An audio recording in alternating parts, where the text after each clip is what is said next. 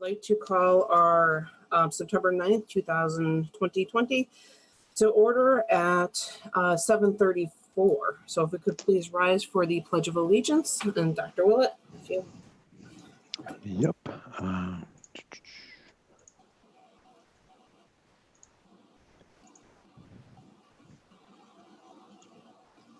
I pledge allegiance to the flag of the United States of America and to the republic for which it stands, one nation, under God, indivisible, with liberty and justice for all.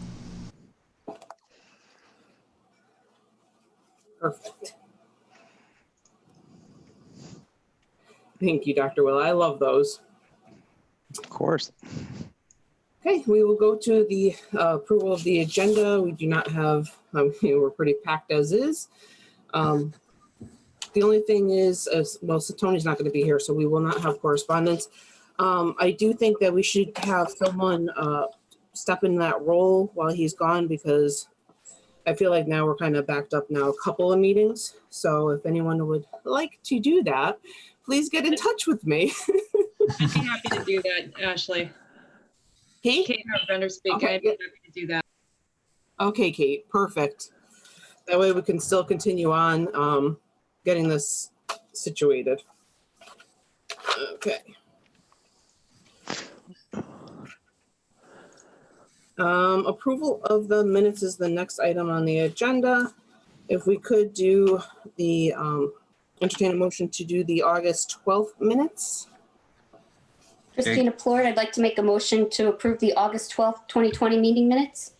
Jacob Murray, second. Okay, discussion.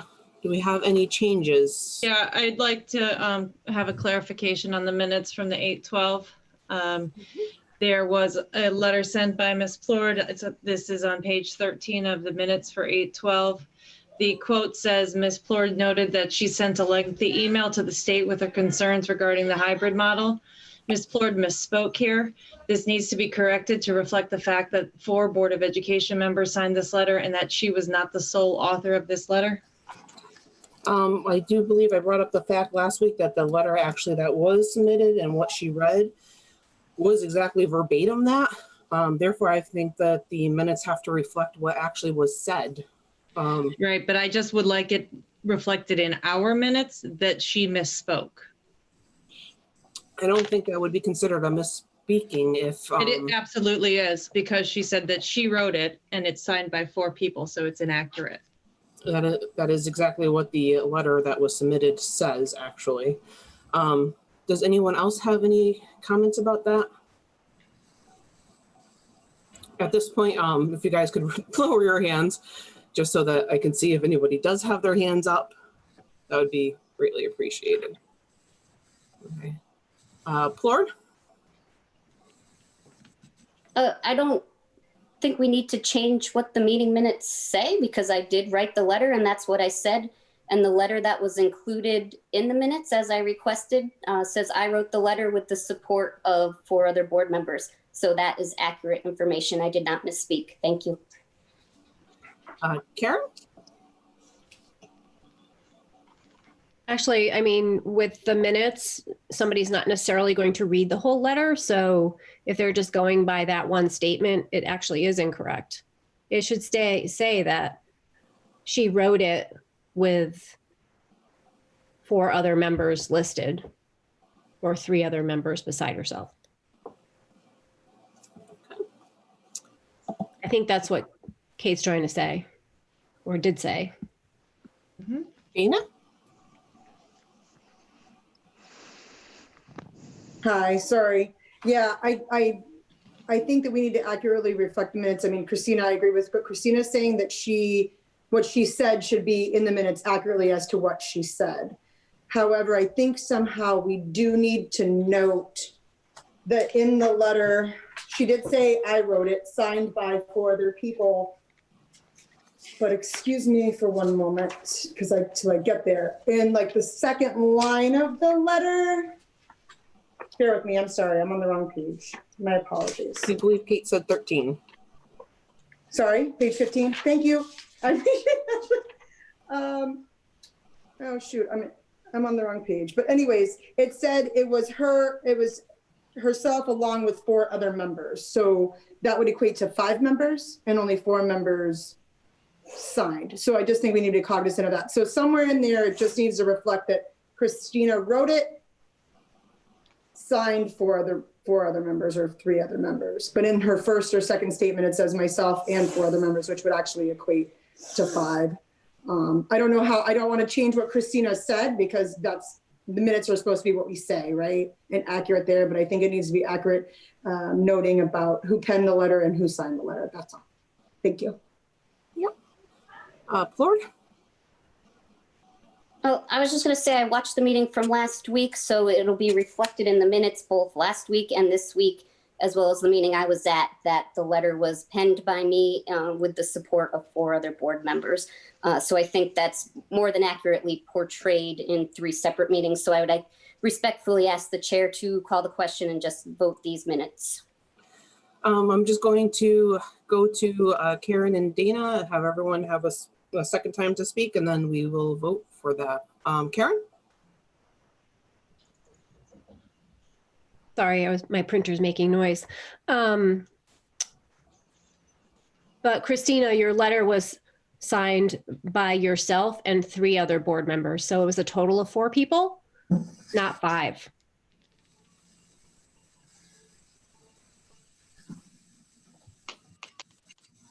If it was 5 total signed, that would be a majority of the board. Okay. Dina? Yeah, I just want to reiterate what Karen said, and I'm sorry, it was page 13 and I missed it, and I apologize for not being clear and prepared. It says, I hope this email finds you all well. I'm writing you as the Vice Chair of the Tolland Board of Education with the support of 4 other members. So that in itself, so 4 + 1 = 5. So 5 equals a quorum versus a caucus. So I just want to make sure that we're acutely aware of that, because that we're not supposed to have it's an illegal quorum. So one is, if it was 4 other members, who are those 4 other members? Because I only see Christina, Rini, Ashley, and Jacob. So that's 4 members total. So where's the 5th? So I don't know if that was a mistake in her email and her writing, or if we just didn't have a 5th person. And I saw you wave, Christine. So if you're the 5th, then I think that in order to get past this, Ashley, we need to probably talk about having an illegal quorum at another point in time on the agenda. And actually, I do have a lot of information to go into our points of information about everything pertaining to this letter. So I will gladly talk about it during that point. I just want to get our minutes voted on, and I just want to go to Griffin. Okay, so just for clarification, I was the 5th person in the letter. My name was erroneously left off the letter. So if we want to put that into today's minutes, we can put that in, that I supported the letter and I was planning on signing the letter. It was just an omission that my name was not included. So just going to throw that in there so that gets included on today's minutes. So there's no question going forward about 4 versus 5. Thank you. Okay, Griffin. Plord? I'm good. I forgot to take my hand down. Okay. Well, at this time, we will, I still believe that we need to keep the minutes as is, as they were spoken and like within the meeting. Therefore, I would say that that does not need to change, because I still feel that that truly reflects what she wrote and what she said. So at this point, I would like to do a roll call for approving the August 12th minutes. Plord? Aye. Jacob? Aye. Karen? Aye. Griffin? Aye. Rini? Aye. Kate? Nay. Dina? Aye. Okay. Therefore, it still passes. The August 12th are minutes as is. And I will entertain a motion to do the August 26th minutes approval. Jacob Mari, I move that we approve the August 26, 2020 meeting minutes. Christina Plord, second. Any discussion, any changes on this? If you could raise your blue hand. Dana? Okay, I'm on the right page this time. My apologies.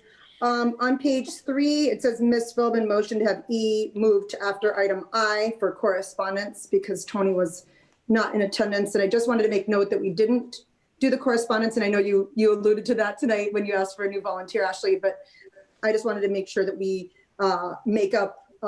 So when Kate does her correspondence next week, or if she has something for today, I don't know, or next meeting, that we will need to catch up from the August 26th correspondence as well. That's all I have. No, I think that we need to do the, I believe now it's 2 meetings worth of correspondence, to be honest with you. I will go back and double check, but I'm pretty sure it's been 2. Therefore, like I said, for the next one, we just have to make sure that we do catch all of that. I'm not sure that, I think the minutes reflect that we didn't have the correspondence section. It's kind of missing. Therefore, I think we will leave it as is as well. And then we will just have our next minutes show what we do have. Anyone else at this time? Okay, I will do the roll call vote. Plord? Aye.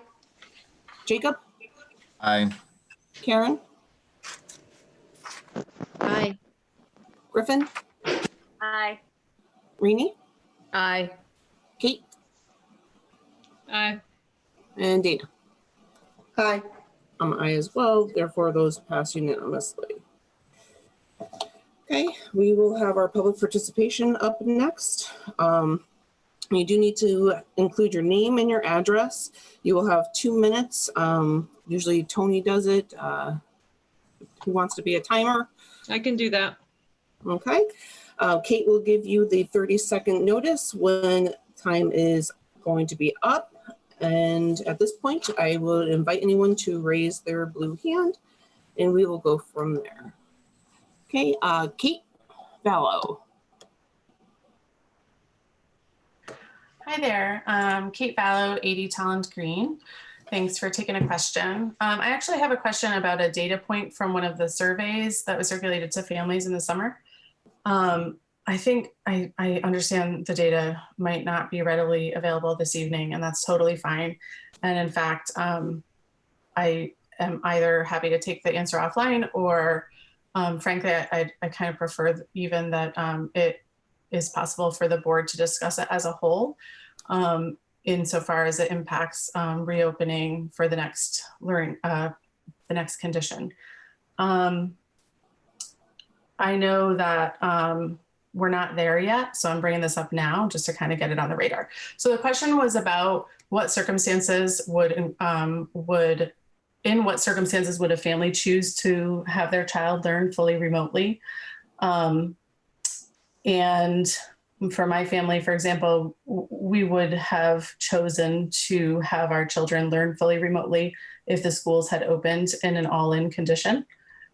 We would have chosen this because we would have been aware that the schools would not have been able to do distancing as recommended by public health at this time to help mitigate pandemic conditions.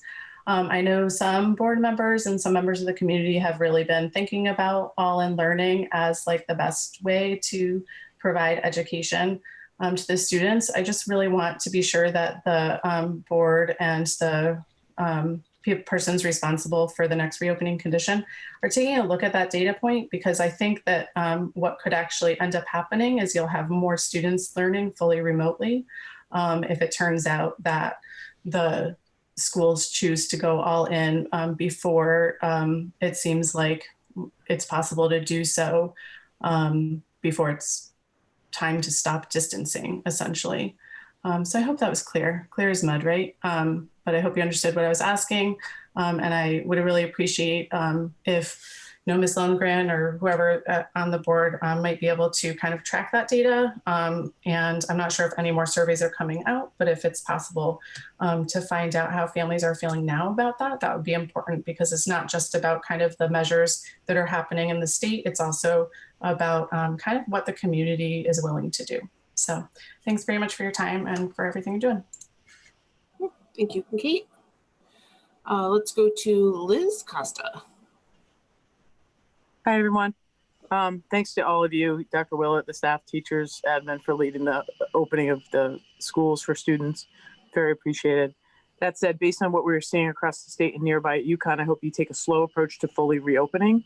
The testing is not available to test as many or as often as we likely should for students based on other criteria that you've used across other industries in the state. I might suggest asking Rob Miller how we can partner with UConn on the wastewater testing of each school at the very least.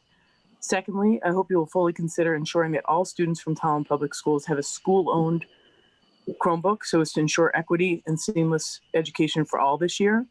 In reference to the letter sent back to the state and for Connecticut by the board +4, or by, the vice chair +4, I've certainly said my piece to you all in a letter and then a follow-up letter to Ms. Plord. I hope that you've learned that at least if the communication is sent from the board, it should include the entire board, not just 4 or 5 of you.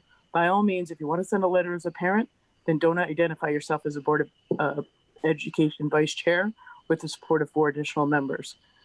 Most of all, I hope that you will support the schools by providing the necessary supplies to allow schools a continued safe experience for all and hopefully for a return to school soon. I think we can agree we all want that, and when it can be done completely safely for our teachers, staff, admin, students. Thank you. Thank you, Liz. At this time, would any other members of the public like to have 2 minutes? Ashley, sorry, it was 54 Josiah Lane. You know what? And I had it written down that you didn't say your address, and I just was writing all my other notes. Thank you, Liz. My apologies. Okay. At this time, I will conclude the public participation.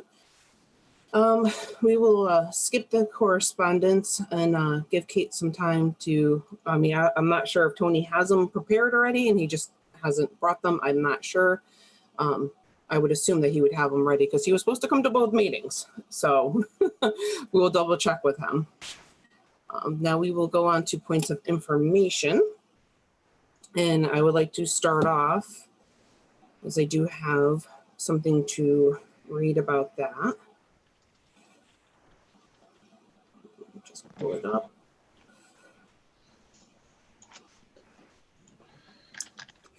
In terms of the letter, Kate did ask to find out what the legal ramifications or anything, what happened and what's the protocol. I did reach out, so I would like to take a minute to read a response. So this is per our attorney, Jessica Ritter, and I will quote the following. So I will start with her quote. Based on a conversation, it appears a caucus of the Republican Party discussed sending a letter to the state related to the reopening models. A caucus of members of a single political party falls outside the definition of a meeting, even if those members would otherwise constitute a quorum of the Board of Education, which is Connecticut General State Statute 1-20, parenthesis 3. If a caucus does constitute a quorum of the Board of Education, the exclusion definition of meeting under the FOIA may be lost if persons other than the board members themselves attending the caucus, such as the superintendent or even the local party chairman. Betts versus Wilson, docket number is FIC 1995-29, which is November 8th, 1995. The members of the proposed caucus, however, must register with the town clerk, and they may not be members of more than one caucus or realign into different caucuses during the remainder of their term of office. Connecticut General State Statute 1-200, parenthesis 3. Assuming these conditions have been met, it is not a violation of FOIA for a party caucus to meet and sign their names to a letter, end quote. The letter clearly states it's from individual board members and does not speak for the entire board. It does not speak to not trusting Walt's decision. That was twisted and turned into something that was not stated by this letter. Instead, it does ask questions to the state, which we were elected to do. Some might not feel comfortable doing so, and that's okay. However, I know I will continue to ask the important questions. Therefore, this letter is legal and appropriate to send. The constant allegations of nefarious wrongdoings need to stop. Meetings should be efficient and effective, bringing what matters most to the forefront, our students and their education. So that is what I had to say about that. And I will go to other board members and go through. Kate? Thank you for that legal opinion. I would wonder if you could, at the end of our points of information, just kind of put that in layman's terms for the folks that are just kind of tuning in. I do have other points of information, and I want to start actually saying congratulations to all the Tolland Public Schools family. This is an amazing ability. You guys did an amazing job opening up, and I want to thank you as a parent, as a fellow educator, as a as a Board of Ed member, everything. I want to thank you for all of the energy, love that you've put into opening schools. It's truly a work of heart. So that's my first point. My second point is I wanted to just kind of quickly comment on our last meeting. Instead of spending the majority of the time talking about what the schools needed to open up, we wasted a lot of time hashing out what I deem to be an incomplete civility policy. I believe that the entire Board of Education undermined all the serious and important work of the Tolland Public Schools. For wasting the community's time, I would like to apologize. We should have been focused on our kids and our staff and how to welcome our students back safely and with love. I want to just clarify my standing on the civility policy and why I didn't support it. I don't support it because there's no accountability, there's no bipartisanship in it, and there's no mention of any kind of social media policy. So until it has that, it's not going to have my support. And I also want to kind of pile on to some of the correspondence that we received from some of our community members, and I thank them for that. There was a letter from the members of the community asking about an ethics commission, or maybe we could talk to Shipman and Goodwin about our ethical commitment and rights toward the community. And maybe Shipman and Goodwin can help us out in our ability to carry out our Board of Education duties. We might think about doing some training with Shipman and Goodwin. And though some may say this is a volunteer elected position, it does require that we do our homework and prepare so that we can appropriately conduct the business of schools. And I would challenge each of us to ensure that we're doing our homework. I also did send an email to the board leadership, Chair Lundgren and Vice Chair Plord, to ask them for information about a couple of items that are coming up. And I was told to read the packet and not given any more information about it. Well, Ms. Plord gave me a little bit. So that was kind of disappointing to me. And I just want to say this is a shame because it could have been an opportunity for us to work together, but the minority is just left out.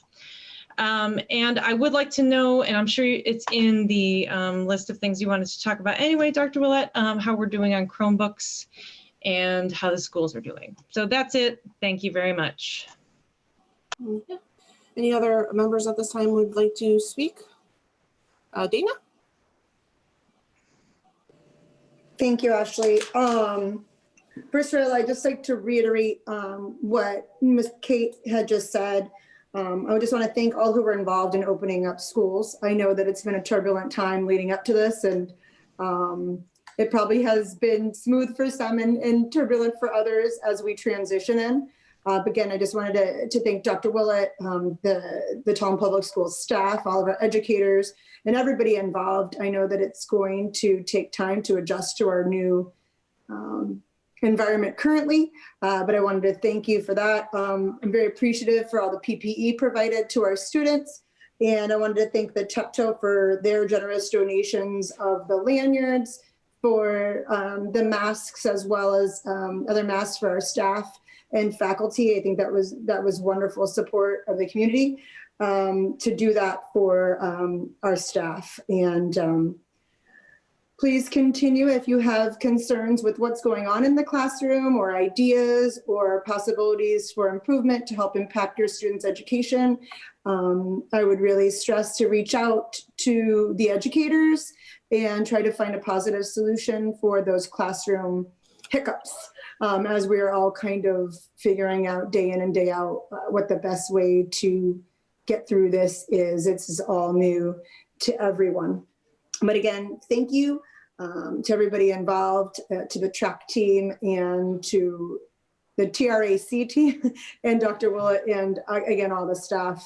This has been quite an interesting venture, and I'm proud of what the Tolland Public Schools has been able to implement as of right now. And I look forward to continuing progressing through this partial in person, and looking forward to hopefully getting our folks all in and doing the appropriate decisions and following the appropriate protocols to get our folks ready to go, whatever that next step may be. So thank you. Plord? Thanks, Ash. I'm going to need a few minutes. For those of you that don't know me that are on here, I just wanted to tell you a little bit about myself, as well as the letters after watching the meeting last week that I was unfortunately not able to be at. So I have a molecular biology degree, and I also have a registered nursing degree. I've taken virology classes, and I've worked in a nursing home. And I am the working mom of 2 children, ages 5 and 1. And I feel the need to address last week's meeting with a few points of information, since my ethics have been called into question here. And honestly, this truly breaks my heart, because outside this crazy, divisive political town, I've always had the ability to talk to anyone and find common ground.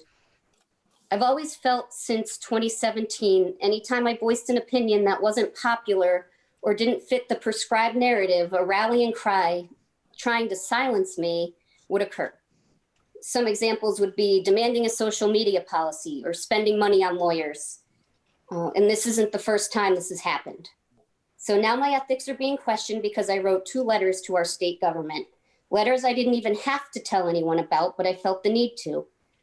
I posted a New England Journal of Medicine article, and I wrote letters to the Commissioner of Education. I didn't abuse my power, I used my power. It's why I ran for local office. I will ask everyone watching to try and recognize what happens when you question the status quo. For anyone that wrote in about illegal caucusing, I would ask you to be honest with yourself about who provided that terminology, and you will have the source of some of the divide that's on this board. In regards to the letters, I will say this. I wrote them and I stand by them. I knew it was not illegal or unethical to ask my political caucus for their opinion. It would have been illegal or unethical to send them to the minority caucus. It would have been illegal or unethical of me to add multiple board members on a correspondence that was sent to me. This was the reason I didn't reply to some leadership emails. Admittedly, I could have asked the communications committees to put my letters on their agenda, but I really felt a sense of urgency, and truthfully, I don't think they would have gone anywhere.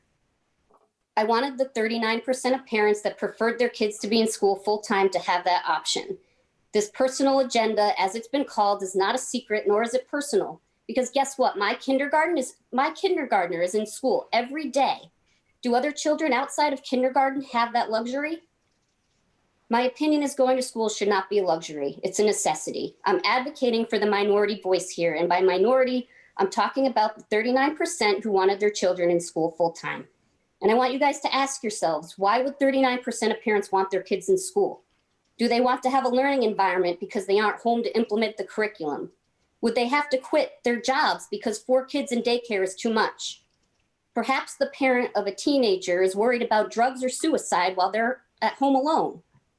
In my heart of hearts, I believe the benefits of this model do not outweigh the risks and do our children a disservice in the long run. Now, this should not be taken as a disrespect for Dr. Willett or his plan. The state put an undue pressure on him. If you look at the next phase of his plan, it is exactly where I think we should be. I would like to say to everyone on this call who disagrees with me that it's okay to disagree. I just ask that you dislike the idea and not the person. Oh, sorry. I have a couple more things to say. We've also received a few emails about what we are doing to combat racism. And I think this is a much larger discussion beyond this meeting and requires work in our subcommittees. I made a promise to myself to stand up to injustice and in support of humanity. So here's a quote from my second letter to the commissioner. I believe a system that ties education to property taxes will never serve our students of Connecticut. It divides rich from poor and exacerbates the racial divide in our state. Do you know what will further drive that socioeconomic and achievement gap between students? Remote and hybrid learning. It is a disservice to any student whose parents cannot implement the curriculum. All right, my last point, and then I'll move on. Now let's talk civility code. The code of conduct was not designed to be punitive. It came out of committee as a bipartisan agreement for a second reading. I was fully surprised at what happened at last week's meeting when I watched. The behavior at last week's meeting is the perfect example of why we need one. I can read everything on there and put myself in check for the mistakes I've made, and I have made some, and I'll just leave it at that. I agree with a public comment from last week that we need to finish our goals, and my hope is that we do this in person and truly realize that each of us is human. We are all volunteers that have different ideas on how to save the world, and we need to focus on what's important, which is our students and our learning. So I'm hoping we can move forward. Thank you. Thank you, Lord. Dina? Sorry, my hand's not supposed to be up. Okay. Sorry. Anyone else would like to put their blue hand up at this time, please go ahead and do that. Okay. Dr. Willett, I know that there was a few things thrown out for you. If you would like to take this opportunity. Sure. And I think the one that I recall most is, can you hear me? I'm Yes. hoping you can hear me. Okay. You're Sounding good weird. right now. Sounding weird to me for some reason, but hearing an echo of myself. So I'm sorry about that. So I think Ms. Vallow had asked the question about, how a person's choice and what they submitted as a choice could change if, we had our model change. And from what we had collected for information, she is accurate that typically an in-person tends to send some people wanting to participate remotely. So at this time, though, in-person or partial in-person, it would generally generate a group of about 300 people who would want to participate remotely in those scenarios. That number may go up, and I have in my conversations with parents and guardians recently, it has been suggested to me that that remote learning group could go up if if we increase the number of days in person. So that's just anecdotally what I've heard after the surveys and the conversations that I've had as well. And so I would say her assessment of that is reflecting what I also have been hearing in the community from certain parents and guardians who are looking at the situation and are feeling a little uncomfortable. So that does reflect more or less that dynamic. But that that's something we'll just have to see how it plays out in the next few weeks. Trying to think about was there another piece, because my mic went off for a minute and I know I heard Ms. Vallow's, but was there another question directed towards me that I did not get? I think that was it. Yes. Yeah, at least for me, I think that was it. Maybe the Chromebooks, did you want to? Yeah, Chromebooks, sure. So I sent out some information on Chromebooks this week. And in general terms, just to say it in 20 seconds or less, the Chromebooks are in grades 6 through 12, those that have been distributed. We're requiring that those come in every day to the greatest extent possible from the families who have them, so the young adults can use them in the classroom. Those families who do have Chromebooks and indicated that they had equipment that they could have their children use, we're encouraging or requesting that they bring them in, especially grades 6 through 12, because there's a lot that will be going on that the students can use them for.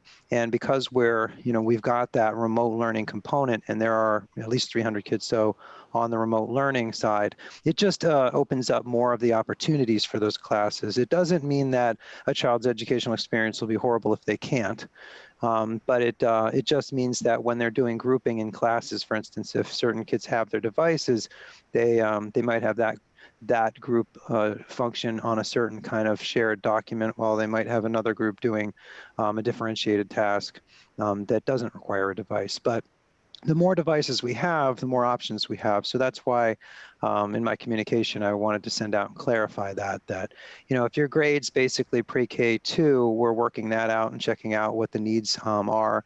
If your grades 3 through 5, they have some devices they can use in school, but 6 through 12, we are requiring that if you have them and they're district issued, to bring them in and work with them individually for each student that has one, and that if if the family has a device, that we request that they bring that. So we're working through that, and that's basically to get us from where we are today to the point where we receive the grants that we have filled out.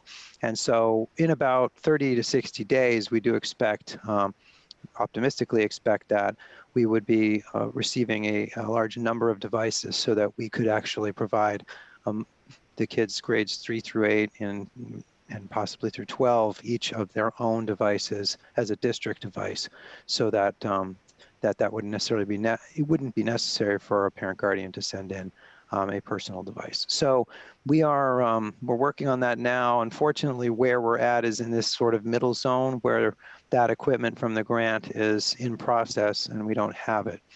Also, we have ordered equipment early in the summer that we still don't have because of certain things that happened trade-wise, and I think some companies were put on a blacklist. And so those companies could no longer we couldn't get components from them, and we had to order from other places. So, and even some of the orders the state has done has shifted up.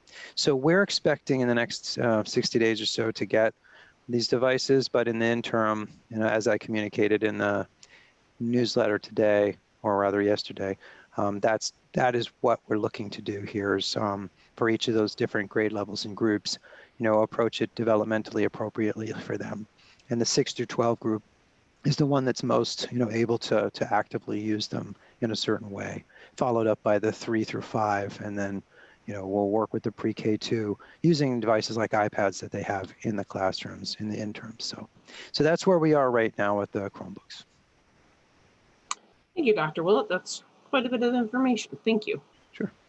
Dana? I have my hand up for real this time. Thank you, Ashley. That hand. I'll get used to it. Maybe by the time we're done with Zooms, I'll finally be used to how to do it. But I know that we've already passed correspondence and we're still kind of on points of information. So there were 2 letters in particular that I'd like to get into the minutes, if you would humor me and allow me to read them. One was from someone, a member of the community that wrote in yesterday.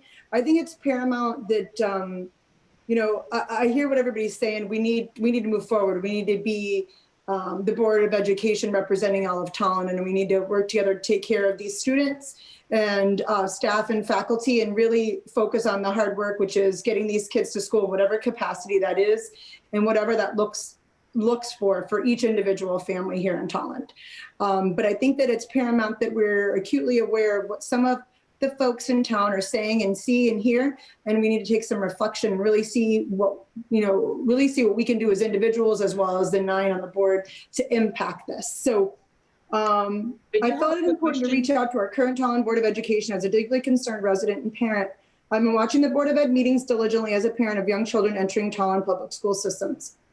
I have also been paying attention with growing alarm as members of the current Board of Education aired personal views and agendas on social media forums while our superintendent and administrators prepared for what is the most difficult school opening many educators have ever experienced. Community stakeholders utilize social media to express concerns and share viewpoints. At times, this can create an uncomfortable and hostile back and forth discord. It is my expectation as a resident and a parent that I will not see the same behavior exhibited by the Board of Education members. I feel strongly that it is your responsibility as an elected official to serve your duty to the public and the children of Tolland in a manner that is outlined in board operations. This includes working with the public to identify community concerns, needs, and suggestions, and being responsive to the community through board's actions. It is my belief that this should be an example set for all stakeholders and upheld in both professional and personal capacities.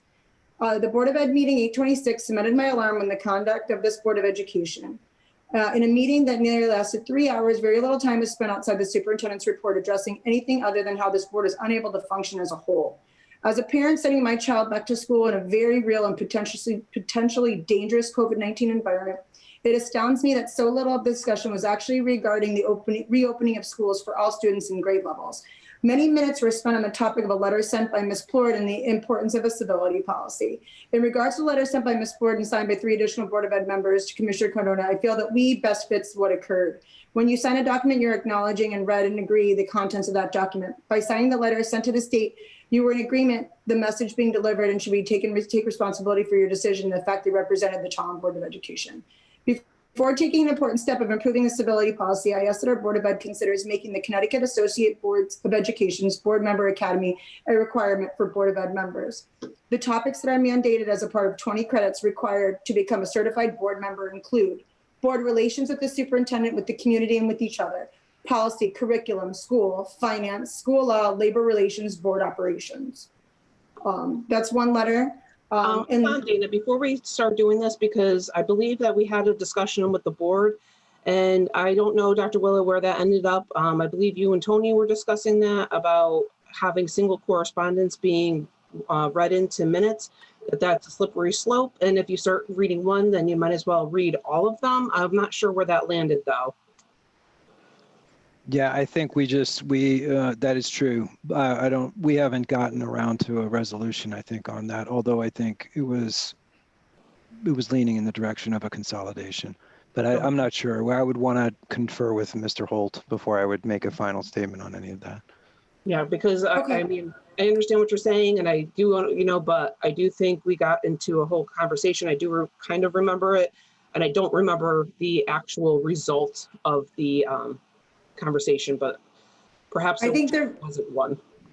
I think the result was we didn't have to necessarily read every letter into the minutes, but there was no actual resolution to it.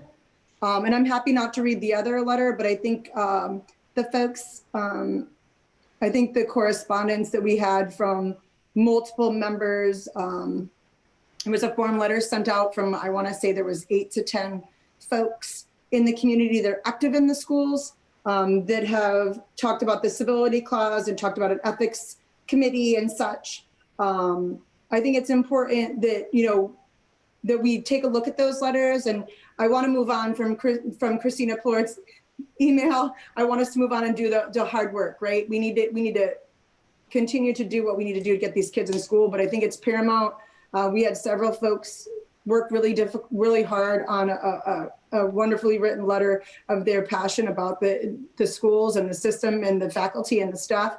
And I think it's paramount that that we acknowledge that and we put our efforts towards what our community is so desperately craving from us as a Board of Education members. So Lisa, I will send you these 2 sets of correspondence. The second one that I wasn't able to get to read tonight, I will send those to you to get those in the minutes, or Dr. Willett, I can send them to you so we can get them in the minutes. I would be very appreciative. Thank you. Thanks. And I'm just going to take Kate's suggestions about just putting in layman terms, so we can put this to bed. The letter was not an illegal meeting. There were no FOIA rules that were broken. A quorum does not apply to the letter, as all signers were a part of the same political party, and therefore if we did have Democrats sign that, it would have been an actual issue. And one more thing, in terms of Kate's email, I did respond that Dr. Willett posted the information on 8/20 for the Board of Ed dashboard, and on 9/6. That is all the information that was out there for that. And I will say that there were multiple members on emails which should not be taking place. So that is it. So we will move on to the student representatives of Alexandra Costa and Simmer Rewall.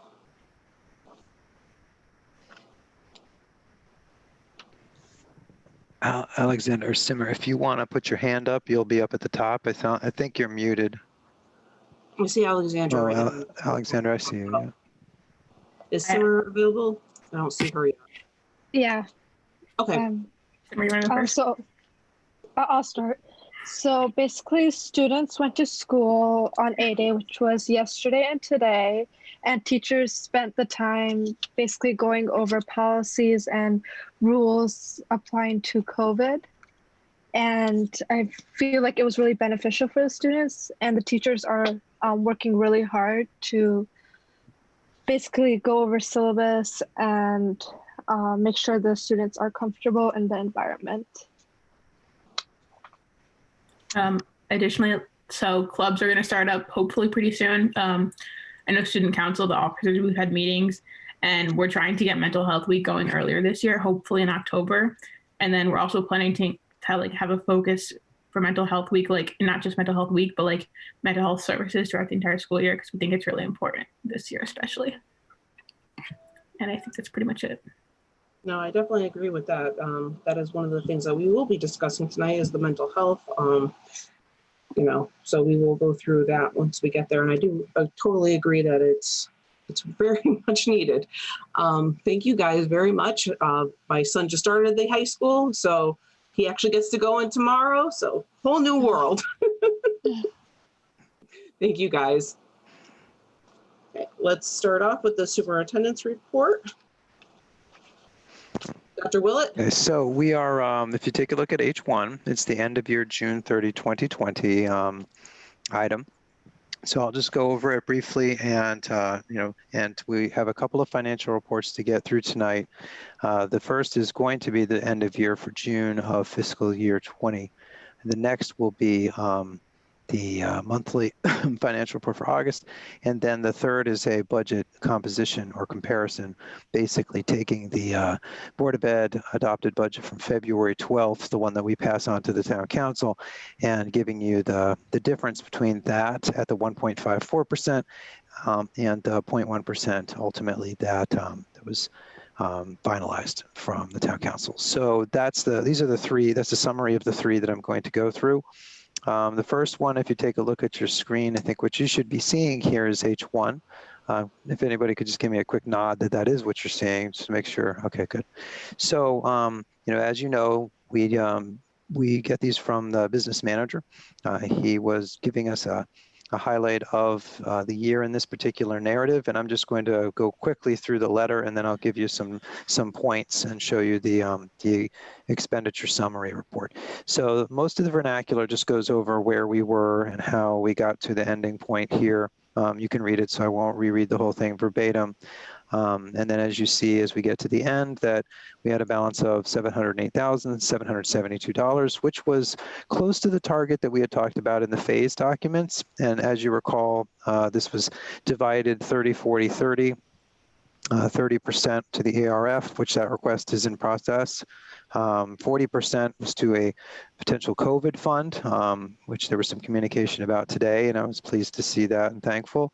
And then the remaining 30% was roughly so, was going to be transferred over to the town for the purpose of helping with the budget process. So that's how and where those funds went. Just keeping in mind that it was, again, a year where we were making it a strategy to try to provide some end-of-year funds so that we did have those options, and we were successful. And the Board of Ed was successful in its wisdom in doing that. So we do have some options now that we would not have otherwise had. So that was due to the hard work and efforts of the board. This is the expenditure report or summary that goes along with it. As you can see that the salaries were under. There were a lot of positions that we ultimately didn't fill as we were heading in to the end. Again, for the purpose of trying to make sure we could end the year in a way that would help substitute. Expenses were also under budget. Overtime was a little over budget as we got into COVID and needed to start moving some things forward. That affected it. Stipends are slightly over budget. Health insurance, severance, employee benefits, and those kinds of things are over based on severance payouts. We ended up having a few more severance payouts at the end of this year. More people decided to head on to other things. So that had something to do with COVID as well. The FICA Social Security is under by 75. Retirement course reimbursement and employment expenses were over by 42 due to some COVID filings for unemployment. Benefits consultant is over due to a change in vendors, which we talked about, moving from Milliman to Lockton. That's been in there for a while. Legal, audit, and tech services. Legal was over by about 90. We used it for union negotiations, MOUs, special education hearings, transportation contracts, and other COVID-related matters. It was a very intense year for legal activity, more so than even we thought it would be as we got into the end. Tech service expenses are over due to about 27,000 more spending on math, LA, and science subscriptions, 38 on PPE, 101 for various building work such as sidewalk repair and things like that, VCT replacement, window replacement, floor finishing, electrical work, all of these kinds of things, fiber and fire suppression. All repair, maintenance, custodial, cleaning expenses were under. Many of the maintenance and custodial are cyclical things. Again, we were trying to try to hold on and increase our potential for supply costs for COVID. Tuition for out of district is under budget by about 160,000, and you know, certain students would not be attending certain outplacements, which is a benefit.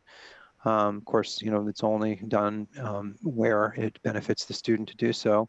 Transportation generated a savings of about $584,000 due to work that we did with First Student with respect to you know, the changes and modifications with COVID, and this is in spite of the directive from the governor's executive orders to pay bus companies for services. We were still able to recover $584,000. Energy expenses, as you know, and as discussed before, through the USIF fund are transferred early in the year, in October.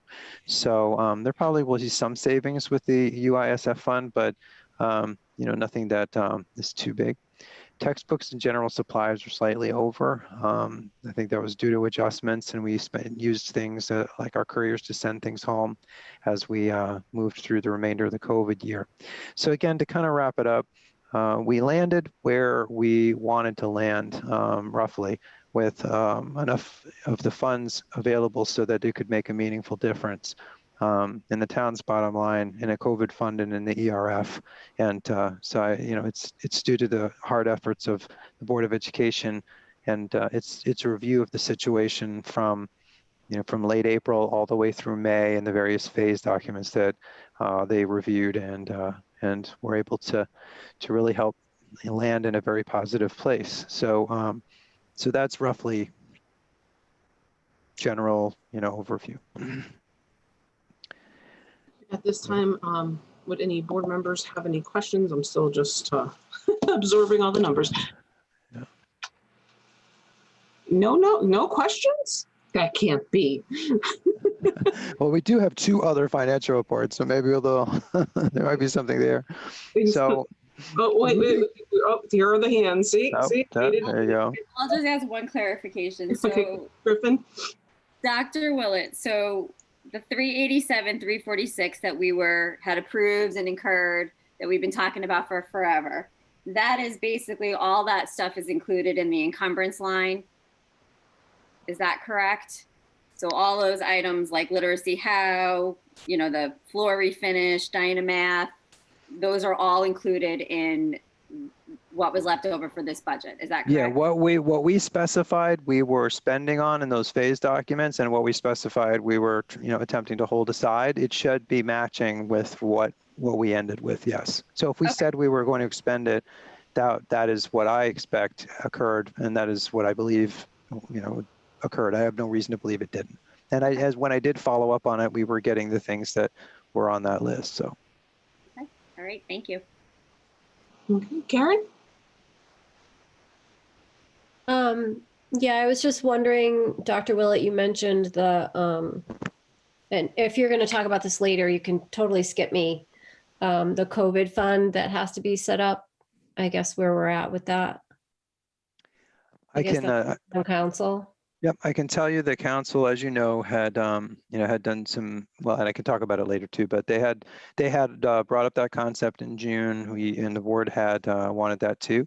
I know there was communication today on that, and I expect that we'll see that moving forward. I know that Ms. Griffin had communicated to the town today, and the town is also looking at it, and I sent some thoughts about it from my notes as well. So I expect that conversation will be moving forward shortly. Okay, thank you. Sure. You're free to go to H2. All right, H2, here we go. All right, so this, in case you were missing the financial reports, here's another one. And this one is the end of August. This one's not going to have a whole lot of fluctuation because it is the beginning of a fiscal year. So most of the narrative is what you'd expect it to be. The budget balance right now is 7.8 million, but that'll be converted to encumbrances and expenditures over the next couple of months. It's not outside of what you might expect as we start the year. And, as we are in a place where we do expect to be doing certain purchases as we move into the year and COVID-related activities and so on, most of this information that we had and most of the stuff that we put aside for FEMA, we did not receive FEMA funds for. FEMA did not pick them up. So, we do expect to have to trudge on our own a little bit here to some extent. But again, we are in a good position. The board put us in a good position at the end of last year in its wisdom. And so, I'm not terribly worried at this moment because I feel like some really good planning was done. The Board of Ed budget starts out at 40,017,290, and and as we move through the year, it'll be expended as you'd expect. This is generally where we are right now, but as you can see, not a lot of action on the lines yet, and the encumbrance that is discussed in the narrative is, I don't know if you can see my highlighting, but is also reflected here as well. So, this is an early monthly financial report. Okay, at this time, any questions? Griffin, is your hand up new or old? It's new. Okay. I love these documents. Dr. Willett, I'm just wondering, so any COVID expenses that we've spent so far, so PPE, plexiglass, anything in the like, is it kind of included somewhere in all of these, year-to-date numbers? Yeah, some of it, as you know, some of it we were able to get from last year. Others we might not have to pay for at all. And so, and others still, there is some promise of money coming, although we have not seen it yet. So these numbers could move up and down based on those things, but some of these numbers will actually rise up again as we have money come back to us from the COVID fund or from the state. And so I don't necessarily celebrate until I actually see it in the EGMS system.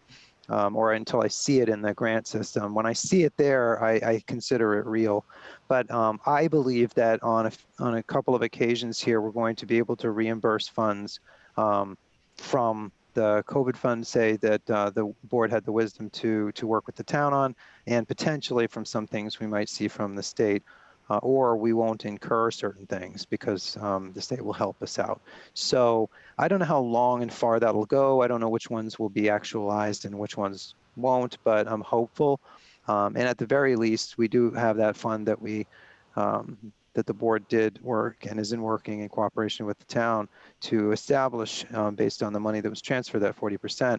I do think that will be important because there are things we are expending now that we will want to have reimbursed under those funds because they logically match, the reasoning for that. So, we are keeping track of that, and as we go along, we should be able to provide, a detailed list of what we would be looking to use those for. There is some positive information from the last FFC to now that what we had felt we had incurred, that number is actually going to be adjusted downward, and that's good. I don't know to what extent yet, but I'll be able to report out on that probably at the next FFC meeting. So that's a positive thing. Okay, great, thank you. Sure. Plord? Not sure, this probably can't be answered now, but I'm just throwing it out there. Maybe something for FFC with salaries. With all those positions that we didn't fill, I'm just curious, if we do move towards full in-person, if you're looking at hiring any temporary personnel that would allow for more distancing and using unconventional spaces rather than cramming 24 kids in a classroom. You don't have to answer now, but just throwing the idea out there. Yeah, I will. I'll always try to give the best answer I can in the moment that I get the question, but I'll obviously further articulate it later. What I can tell you is that a lot of the positions that we didn't fill, there will be many staff members who will tell you that we desperately need it at the time, but right now, we are trying to figure out how to do what you are saying. And we're running up into the obstacles that almost everybody else in the state is running into now too, which is a fixed workforce, a certain number of people that are willing to do work at this time in the pandemic situation. And so we're all grabbing at that population. And that is a challenge. Plus we do have some people that are on it that for understandable reasons are nervous and are no longer interested. As you know from last year, there were some more people that decided they did not want to continue. So the issue is we're all jumping in trying to find people at the exact same time, and there's a fixed population of people willing to do the work. And so that's a little challenging, but it's we're going to make it work. We are committed to making that work, and we will make it work. You know, I just had a quick question when you talked about the fixed workforce. Do we have particular like paras that are willing to go online for our online students? Like, have we solved kind of that mystery of making sure that the 100% remote students have the support staff that they need? We have we kind of shift them around. Yeah, right now, you know, close to 80 to 90% of the kids are partial in person roughly. So we do, and we're in the process of it, but typically the way the state of Connecticut works and how most of these things are working is if somebody does have a reason to you know, have to go and cannot work in person, those individuals under certain circumstances might be offered an accommodation to be able to work in a remote capacity, provided there's a sufficient reason for them to be doing that. So right now, that's the population of people that would be staffing such a thing. But the vast majority of the individuals, the students, are still in that you know, partial in person arrangement. So we have to be careful what we do. Plus, we are in a transition time. You know, there are people decide.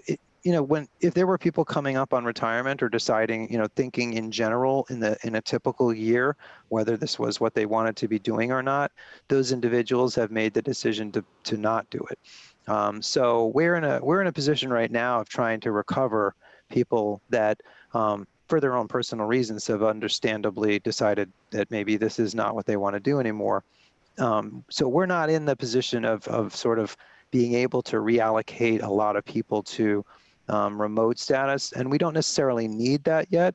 But if we did end up, for instance, all remote, if the state told us we had to go all remote, our entire staff would have to go all remote again. And so, you know, this would now be the second time we would be doing that. So we're a little more familiar with how to attack that problem. But right now, we are in a position where we need everybody exactly where they are. We're maintaining a quality educational program, but you know, it would be disingenuous to say that it wasn't taking a lot of work to maintain that. It is, but we are there, and we will continue to do so. Perfect. I just didn't know how that might have fluctuated the salaries, but okay. Thank you, Dr. Willett. Sure. And Jacob? So quick question here. I just was noticing stipends is a little bit over. Does that have anything to do with COVID? Yeah, and I'll probably be able to provide a further articulation on that as we go along. Yeah, I can expect this year that we're going to have to pay some people to do things that we didn't have to pay them to do before, and I would expect that we'll see some fluctuations in the lines like that.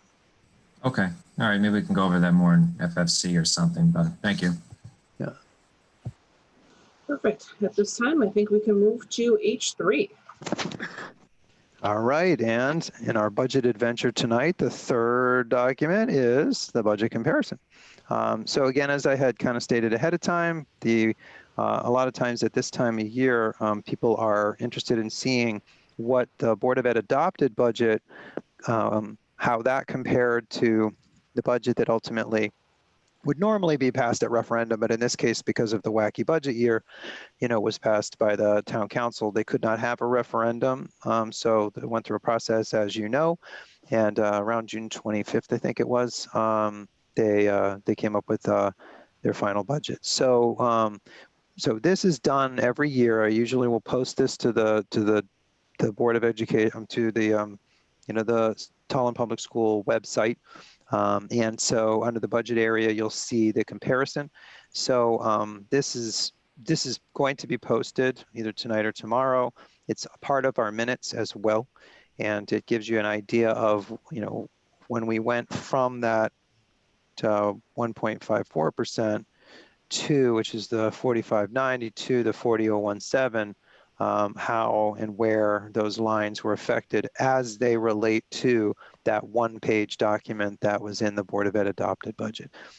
So people generally want to see, but that book has that particular one-pager. This then gives the same general information from that one-pager and updates it to what what the town council's past budget was, meaning PASSED, on June 25th, I believe. So this is just an adjusted budget, basically. Fleur, is your hand up from before, or is that a new hand? Okay, she took it down. Any other members have any questions at this time for Dr. Willett? Going once, going twice. Dr. Willett, you're all set with the budget tonight. Right, you might actually get out of here before 10 tonight. You guys are impressive. You are on. So moving on to H4, TPS COVID-19 team representative. As you're aware, the Tolland Public Schools Pandemic Continuity of Learning Plan and is available on the website, through the superintendent's page, and a few other places. The TPS COVID-19 team has been formed. It is expected by the state that this is done. The team helps advise the superintendent on COVID-related matters and offers perspectives on school status with respect to remote, partial in-person, or in-person determinations for each pandemic evaluation period. For more information, if you go to the site, it'll show you. You can get a good sense of. I don't think it'll open up here, but if you click that link, and it is available in the minutes, you will be able to get the pandemic learning periods. So each period, as we approach it, will have potentially different education options if they are available, and we are able to avail ourselves of them. So if things are very, very favorable, for instance, the decision can be made to move the district into more in-person learning. If things were not as favorable, and there were lots of reasons to be concerned, issues that occurred in Tolland, the data wasn't looking very good, that might send a district into a remote position. But we enter these evaluation periods as we come to the end of the one we're in, we would be determining, or this particular group advises me on what they feel strongly would be the best model for the coming period of time. So we do have, what I've done is I put up a document here to formally request that 2 Board of Education members join this team. We do have representation from the teachers union, the administrators, the Highland Health District will be advising, the other groups are going to be involved with that. So there's this group is an important group, and I wanted to make sure that we had 2 board members that potentially maybe a minority and majority party, whatever you feel you want to do. But I think it would be good to have 2 board members on there to hear everything and to also bring forward the feelings of the board and those that they are talking to. So in a nutshell, that's it. I just need to have, or I'm requesting respectfully that we have 2 people join this team. Just out of curiosity, what were the replies that were written to your August 20th email? I'd have to go back and look at all of the, I figured the formal process here would play out with the wisdom of the board post session. I don't know for sure. I can go back and look. I'm sorry. Yeah, no, that's fine. I just didn't know off the top of your head if you had, if someone. I know for sure that Ms. Plord was very interested. That I saw. Actually, That I know. I know that for sure. No, really. So we'll go through all the board members and come back. Perfect. Rini? I just wanted to say that I would love to be on if there's a spot. So I'm absolutely willing to do it. Okay, perfect. Dana? Hi. Yes, I just wanted to let you know that I'd be interested in participating in this committee. Okay. And Jacob? I'd be interested as well. However, I think that our board members up on the track committee would have top priority. I think that makes the most sense to have them continue on this one. Also, Dr. Will, I was just curious, is this committee going to kind of be operated similar to track, as in there'll be regularly scheduled meetings and they'll be open to the public? They are regularly scheduled, but these are not open to the public, basically just because of time of day. Sure. And the individuals involved, it's just a different kind of arrangement here at this point, because we're no longer, well, we're in a different stage, more or less. Okay. All right. Just curious. Kate? I am not going to put my name in for this committee because it's going to meet during the day and it will interfere with my job. I would be interested in supporting Dana being on it. Just make sure that we do have some Democratic representation on the committee. So that's all I really have to say. Okay. Plord? I was just going to make sure that everyone had remembered Dr. Willett's email from August 20th with the daytime slots and the dates for the 3 meetings for availability purposes. It's 10:30 in the morning. Dr. Willett, would you just be able to just say those dates? Just Yeah, let me try to pull up that actual email. I could say them if you want. Okay. September 18th, 10:30 a.m., October 16th, 10:30 a.m., and November 20th, 10:30 a.m. Yeah, those will be the first 3, I believe.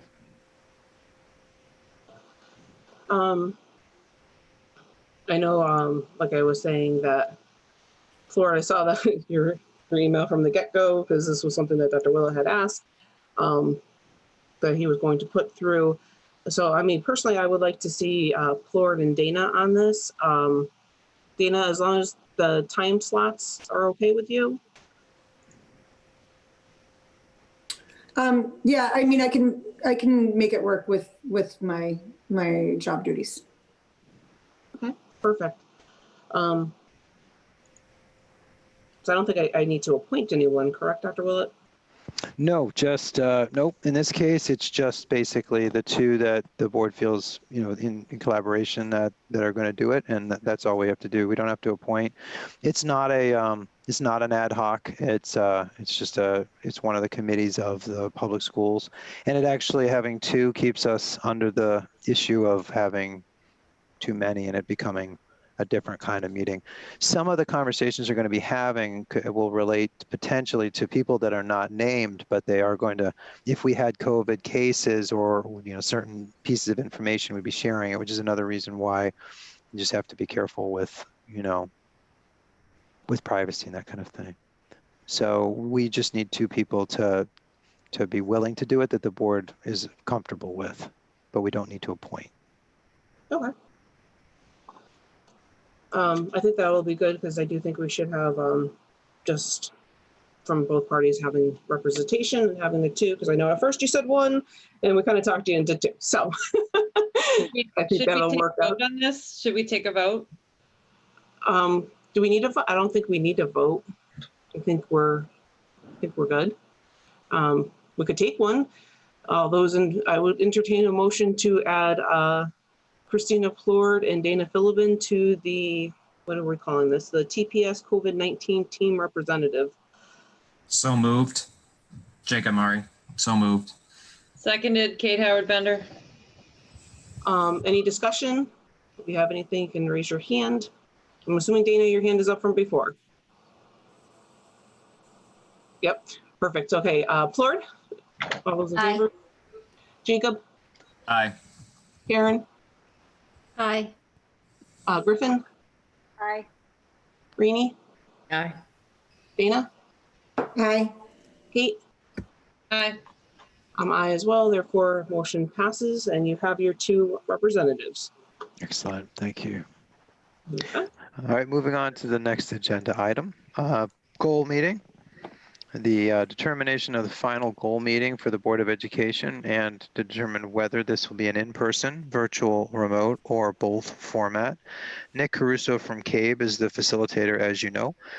He is available both October 14th and October 28th. So this is on here simply to ask that the board select a meeting date and format for the final goal session. Okay. We can take a vote for the 14th. Well, I guess let's just have a discussion first because I would like to see this take place in person, if at all possible. You had this, right? Select a date and format for final goal session. So I would like to discuss and see how people would feel in terms of the in-person goal setting. And if there is a particular date that is you're more available for, if you happen to know that you won't be here. So I will go through the board members as they raise their hands and we can discuss. Karen. I was just gonna say, I'm fine with in person. I'm assuming we would find an appropriate space for distancing and all that. Yeah, we'd probably have it in the Tolland Public School Library. So The high school? yeah, the high school. So Okay, we'd spread out. I would set up everything to be, at least the 6 feet apart. Everybody would be sitting distant. We could only allow a certain number of public in, but we would also have an area where that could be viewed. And the public could ask questions from another location. So that's what's required under such a circumstance, and I would set that up. I do believe that Tony probably would still not be here, so we'd have to still kind of have a hybrid. I believe he said it was maybe end of October or November. I couldn't remember, but we would have those capabilities, correct, to kind of do. Okay. Yeah, we've become pretty good at that. and then I also was just gonna ask if are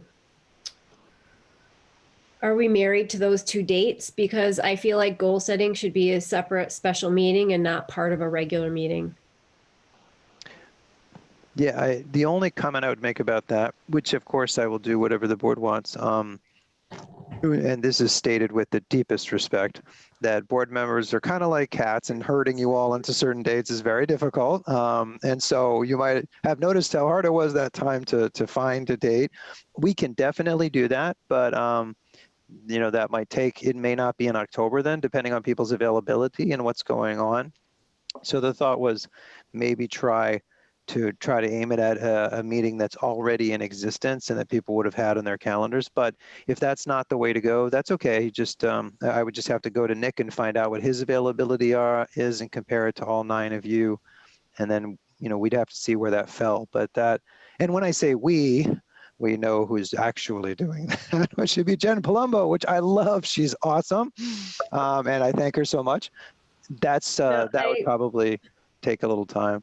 Yeah, no, I totally understand. And not that I want to add another meeting to any of our lives, but I feel like goal setting is more of a workshop-y type of meeting where we kind of really need to have some authentic discussion. But when we have a regular meeting, we feel rushed and have to get to other things.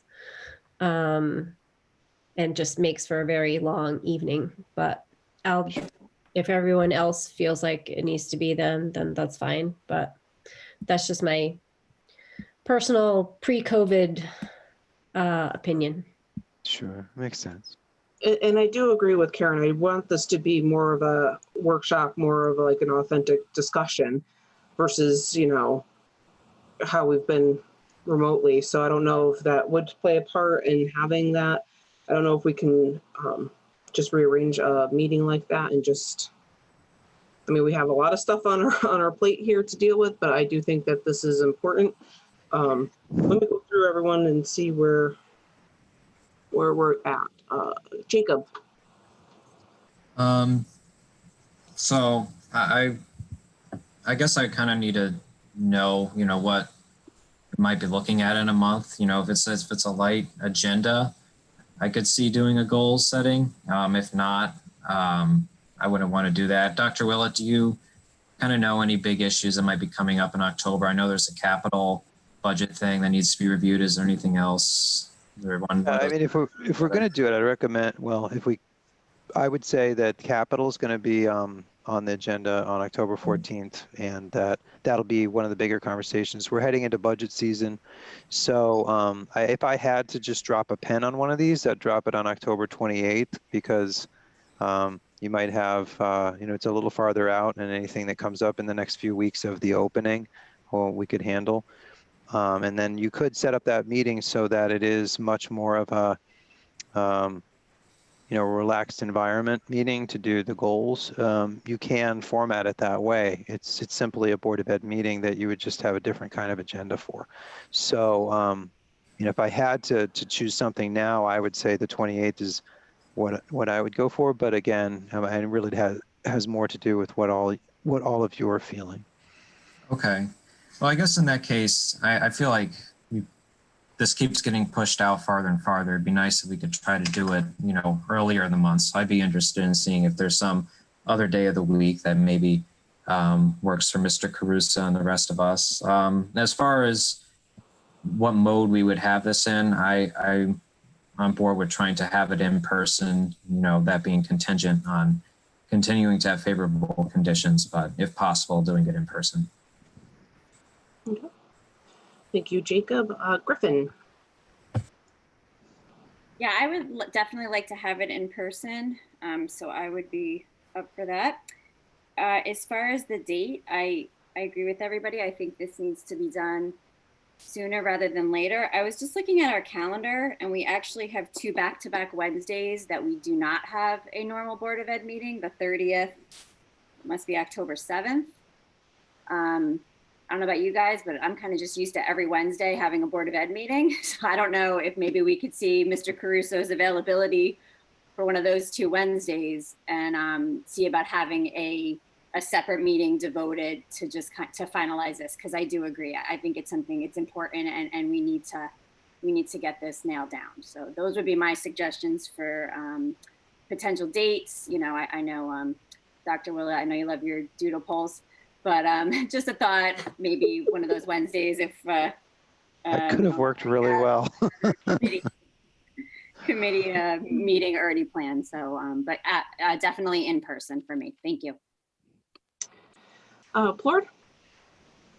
I'm for in person, and agreed any Wednesday in October I would be good with. There is a community workshop on the 7th of October, but I mean, we could reschedule that. But that still gives us the 21st. Sure. Or the 30th of September. You could try. I think that was what Ms. Griffin was looking at. Just trying to look at my calendar here. But I mean, anything that you throw at me, I'll just throw at Nick, and then we'd have to put it out to all of you once you have the ability to, kind of digest tonight and see how many are able to do that. So. Rini? I was just going to say I'm good with the in-person, and, any of the Wednesdays there, I would do my best to make it.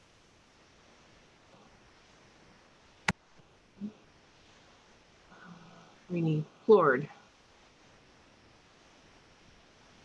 I was just going to say, for the sake of time, since it looks like a lot of people want to see about other Wednesdays, just going that route, asking Jen to reach out to Nick for all Wednesdays, and then doing I never thought I'd say this, doing a doodle poll. Dr. Will and his doodle polls. They can be helpful. Dana? Sorry. I will not be available for the October 28th slot. I will not be at the Board of Ed meeting. So I hear what everybody's been saying about earlier in the month, and I totally agree. I think that is paramount that we get it done and do it sooner rather than later. I also would be taking the meeting myself remotely. So I'm not totally for in person at this point in time, unless something dramatically changes between now and October. And Dr. Willett, we can do that, correct? Or just confirming one more time. Yep, we can do that. Okay, perfect. Kate, did you have anything you wanted to say for this? I think you're the. No. So dates are good. Do you want to do in person, remote? I would rather do remote. You know, like I worry about infecting you all, you know, given my job. So I just want to put that out there. Okay. As long as we have that technology and we're able to, I think that would be good to do in person. Okay, so I think at this point, Dr. Willett, if you could reach back out to Nick and see if another Wednesday would be available. So I'm looking at September 16th, 30th, or October 7th and 21st. Those are what I'd send to him. I think those are the ones that are open for Wednesdays. The other dates are our board meetings or. But you said you had a community workshop on the 7th. I did, but I mean, if that's the only day, say it could work, then I would just have to move that. And I'm not exactly sure how many people would be coming out to the community workshop if it's in person, to be honest with you. Yeah, well, it could be virtual, but yeah. So I'll put out those 4 dates to Nick, and then given what he responds, we'll put out whatever he's available on a doodle poll and see where we go. What community workshop was there on the 7th? It was going to likely be a follow-up on the first community conversations, voices from our schools. Okay, so I don't want to move that at all. I think that's really a high priority. I would not be wanting to do that. So just putting that out there. Yeah, so I would take off that 7th off the listing. Okay. So there are three dates. It will be September 16th, 30th, or October 21st. Yep. Okay. I think that sounds right. Okay. So. Ashley? Yes. Can I just say something? Dr. Willett, I think we have FFC on October 21st. Was that one of the dates you just threw out there?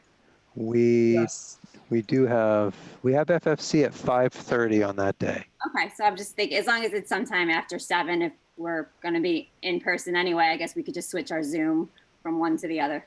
Yeah, I figured we'd probably, I'm guessing that you're looking at this meeting being 7 or 7:30, right? Yeah. Okay. So I'm going to assume, shall I assume 7? I just figured we probably would have time, but. Yeah, I think as long as it's not before 7, we should be good. Okay. Thanks. Yeah. Okay, so we've got the September 16th, 30th, and then October 21st. Okay. Okay, just rattling that off right now. Okay, the next item on here is H6, just to kind of move us to that. H6 is the mental health initiative. The town council has been working on a substance abuse, basically a task force, mental health substance use advisory task force. They have a draft mission statement that was shared with the Board of Ed. I don't know if it's finalized yet or not. So this is open for discussion tonight, but didn't post their draft until they're ready to have it posted, and I just wasn't sure. So basically the mission of the Tolland Mental Health and Substance Abuse Advisory Task Force is to create a multidisciplinary team to evaluate the town and community response to and resources available to address the topics of mental health, substance abuse, and related behaviors in Tolland. I do believe we have a town council member here tonight who can speak to it. I think Mr. Regan is here. Tammy is here too. Tammy's here too? Okay, I wasn't sure. I wanted to ask her if we could share that draft. Tammy, are we able to share that draft on the screen? Yeah, I was actually going to suggest I had it up if you wanted me to share it. But if Dr. Willett, if you have it, please feel free to put it up on the Sure. screen. It would be nice to, Okay. but we weren't 100% sure because it was the draft document. So here it comes. Here we go. So you should be seeing the draft now, version 7/29/2020. Can you maybe make it a little bit bigger? Sure. Let me see if that. I've actually made it smaller. Well, I did hit the plus. I don't know what's going on. Here we go. Okay. I think that's better. I don't know, Tammy, if you would like to just kind of walk us through what the town councils are, what they're thinking, and we can kind of go from there. Absolutely. Thank you guys for having me. So in July, the town council met, and obviously we met and talked about one of our goals, which was to have a mental health and substance use. At the time of our goals, it was a committee. And after speaking to Bev and Mike and some other resources at the town, we decided to pivot and go from a committee to a task force. So we came up with our mission statement here, which, as Dr. Willett started to say, the mission is to create a multidisciplinary team to evaluate the town and community response to and resources available to address the topics of mental health, substance use, and related behaviors in Tolland, and then make recommendations to the town council based on the evaluation. We developed 4 goals for this task force, being first and foremost to understand the range of mental health conditions and types of substance use that are impacting our community and the demographics that are impacted by each. The second being to determine the resources locally, regionally that are currently available to residents to prevent and or address mental health conditions and substance use disorders. The third is to open a dialogue with a broad cross-section of community residents, educators, and area professionals or service providers to further understand the most effective way of reaching individuals, youths, and family impacted by mental health conditions and substance use disorders, and apply preventative measures to reduce incidences. Samples for that include focus groups, stakeholder interviews, surveys, community conversations, etc. And then 4 would be for this task force to come and make final recommendations to the town council regarding further action that they feel needs to be taken to address the topics. Items of import on here is the task force is going to be comprised of 11 members and 2 alternates, including it's going to be a combination of currently elected officials and additional electors of the town.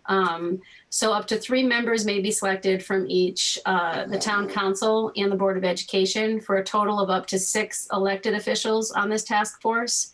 Preferably the non-elected members will be made up of interested residents, and we're kind of really honing in on professionals in the field of substance use, mental health, or related behaviors. And then a very strong preference for at least one of the members to be a leader of the faith community. This, I think, is just really important to spend a couple of seconds on, because we all know that there are things here in town that we have to focus in on. Mental health and substance use has definitely come to the top of a lot of conversations about issues that we have. And a lot of it starts very young with our youth, then continues to a lot of young adults and older adults in our community. And it's an area that we really want to try to find out what we are doing, what we can do, what resources we have, what resources we don't have. And this was really important to us on the town council that it be a very close marriage with the Board of Ed on this and with our staff that are currently handling this. On the Board of Ed side, you guys are the first touch point for us.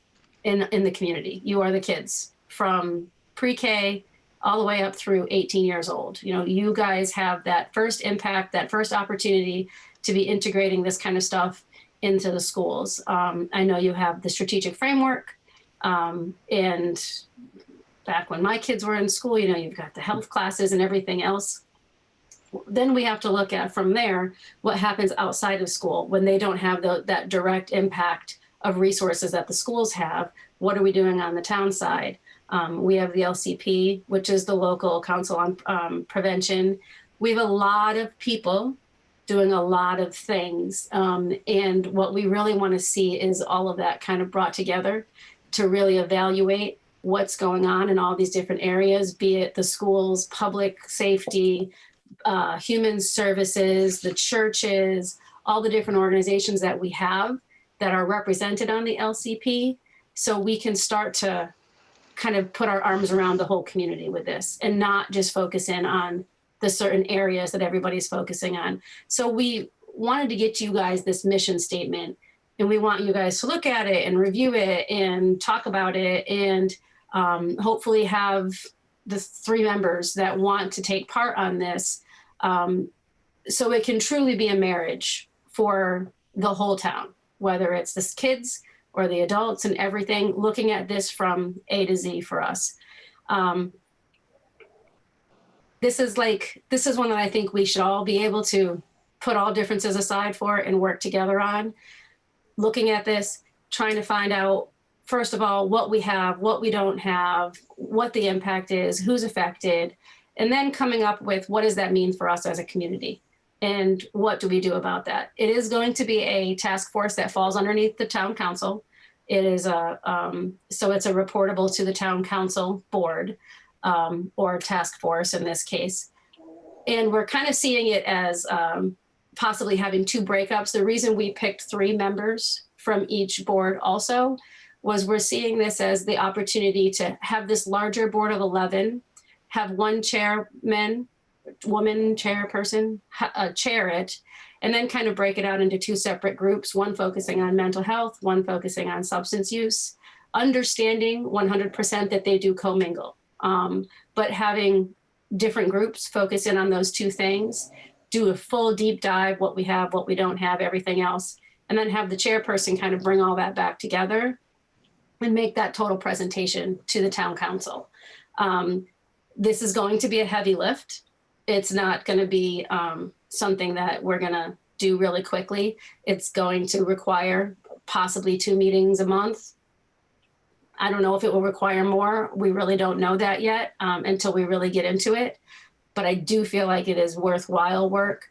And knowing that it's going to be a heavy lift is going to have to be, we're going to have to be really dedicated in doing what needs to be done, not coming to conclusions in the beginning, and just truly doing the deep dive of what we need here. So again, I'm hoping I'm here to answer any questions. John Regan is also on this call. This has been a passion of his since back before we were elected this 2nd term. Looking for you guys' feedback and hopefully commitment from the board to kind of work with us on this and do what we can to do the right thing here for the community. Thank you, Tammy. That was quite a bit of information. I do want to go and kind of ask our board members what their feelings are about this and toward it, and start doing that. And you were saying about 2 meetings a month, possibly. Would those be at night, just so people can kind of think of their schedules? And I think the task force will end up developing that. We don't know that. Like right now, once we put the task force in place and they choose a chairperson and a vice chair or whatever, they'll decide. I'm figuring that they're going to come up with the need, what they have, who's going to do what in the task force. It does fall under the town council, but we're not going to be ruling it. It's a total separate entity. So I'm just imagining that it's going to be a heavy lift. There might be months that you only have 1 meeting, but I can't tell you exactly what that is. I just envision that this one is it's going to take time.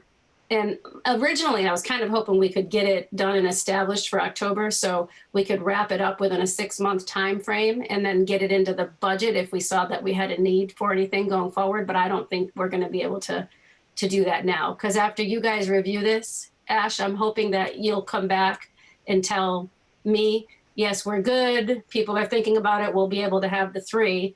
Then the town council is going to finalize it. Once we have buy-in from the Board of Ed that you guys are going to be our lockstep partners in this, we're going to go ahead and establish the task force, put out the information to start asking for people who are interested, finalize that piece of it, appoint people to the task force, and they're going to start going. That's probably going to take, between you getting back to us and all of that, you're looking at least 6 to 8 weeks probably to be able to have people really have it advertised, have people look at it, and come back to us with their availability for it. So I don't think we'll be able to get it in for budget time this year, but we'll see. I definitely think it's a lot of information for everyone to take on, and this is definitely a very important topic, especially with everything within our town.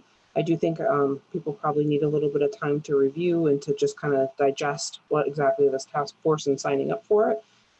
Let's go through our members and see what kind of questions that we have and go from there. Karen? Yeah, thanks, Ashley. I guess I'll just pose my questions to Tammy.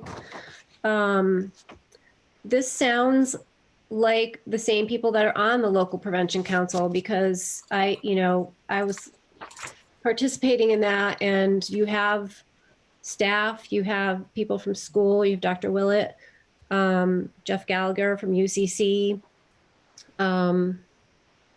public safety. So is this building upon the local prevention council, or is this in addition to, is this utilizing the work that they've already done? I'm just going to ask a couple questions, so bear with me. Okay, hold on. Let me make sure I get them all. So, all right. I'm kind of blah. And then, you have your human services people as part of that. You have, there's, I think River of Life Church people are part of that. There's already probably 11 people around that table. So I'm just wondering why this is something that sounds like it's an addition, where they could certainly be telling the council recommendations for the community. Also, as far as human services, I believe they report out to the town council during budget time, or I don't know if they do something else during the year. I don't remember. How many times do they report out to the town council? I'm not quite understanding why you would have 3 town council members as part of the task force if this task force is supposed to actually be making recommendations to the council. It just seems like a conflict, in that you would want to stay neutral or out of it and let them do their work and then make their recommendations. So I'm assuming Dr. Willett would be part of this. I'm a little confused because the town staff is, a small portion of this. And I'm just a little, I don't quite understand what the task force is going to do, because the local prevention, I'll stop there because you probably want to answer some of that. Yeah, so this is not, if you notice, none of the people, with the exception of maybe the leader of the faith community, are on this task force. So it is not going to be, what this task force is going to be doing is to be evaluating, talking to the people in the town, talking to the staff. And actually, Bev was part of us developing this mission statement in the human services area, and that is on board 100%. They're actually excited for this. So part of it, is going to be this task force talking to the people who are in the LCP. Or like, for instance, actually, Dr. Willett would not be on this. Neither would Mike. There's actually going to be no staff on this task force. The task force is going to be under, per the mission statement, reviewing the mental health conditions, types of substance use, stuff like that, determining the resources that we have locally. So how are you going to determine resources if you don't have your staff there? We're going to talk to them. They're going to be interviewed. They're going to be looking at all of this. They're not going to be on the task force, but the task force will be working with them.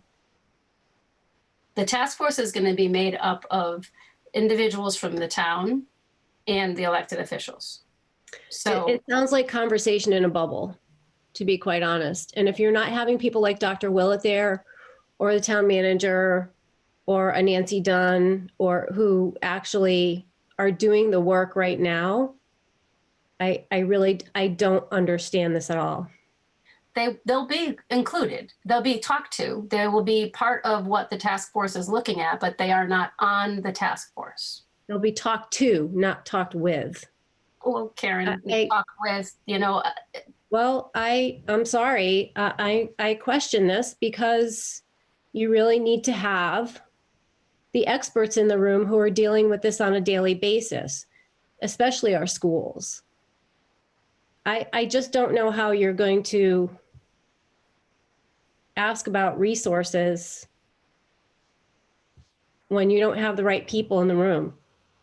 Well, I think you're assuming they're not going to be in the room. They're not going to be in a leadership role. They're not going to be part of the task force, but they're going to be in the room. And we're going to talk to them and we're going to try to figure this out from that perspective of looking at the range of issues, what resources we have here locally. That's all part of it. We're going to be, well, I can't say we, not me. I'm not, probably not even going to be. You're not going to have public safety there at all. Those are the people those are your frontline people.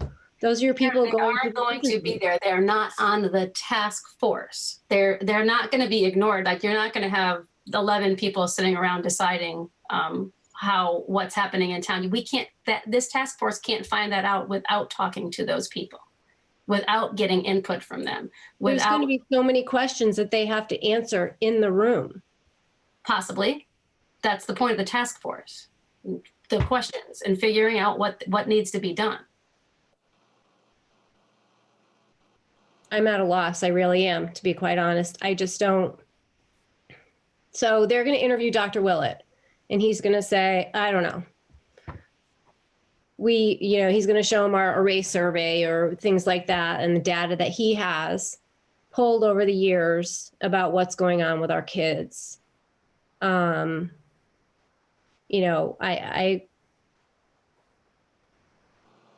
just don't understand what you want a community to do without the people in the room that can give them the information they need. We'll ask them, but they're the professionals, they're the experts, and you're not going to have them in the room. You're saying things that I'm not saying, Karen. They're going to be in the room. They're going to be part of this task force. I'm saying things you're not saying. Going to run it.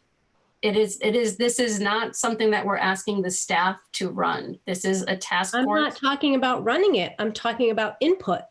They are going to be constant input. They will be provided input. They will be asked questions. They will be looking at all of this. You're assuming that how it's going to happen when it's not even done yet.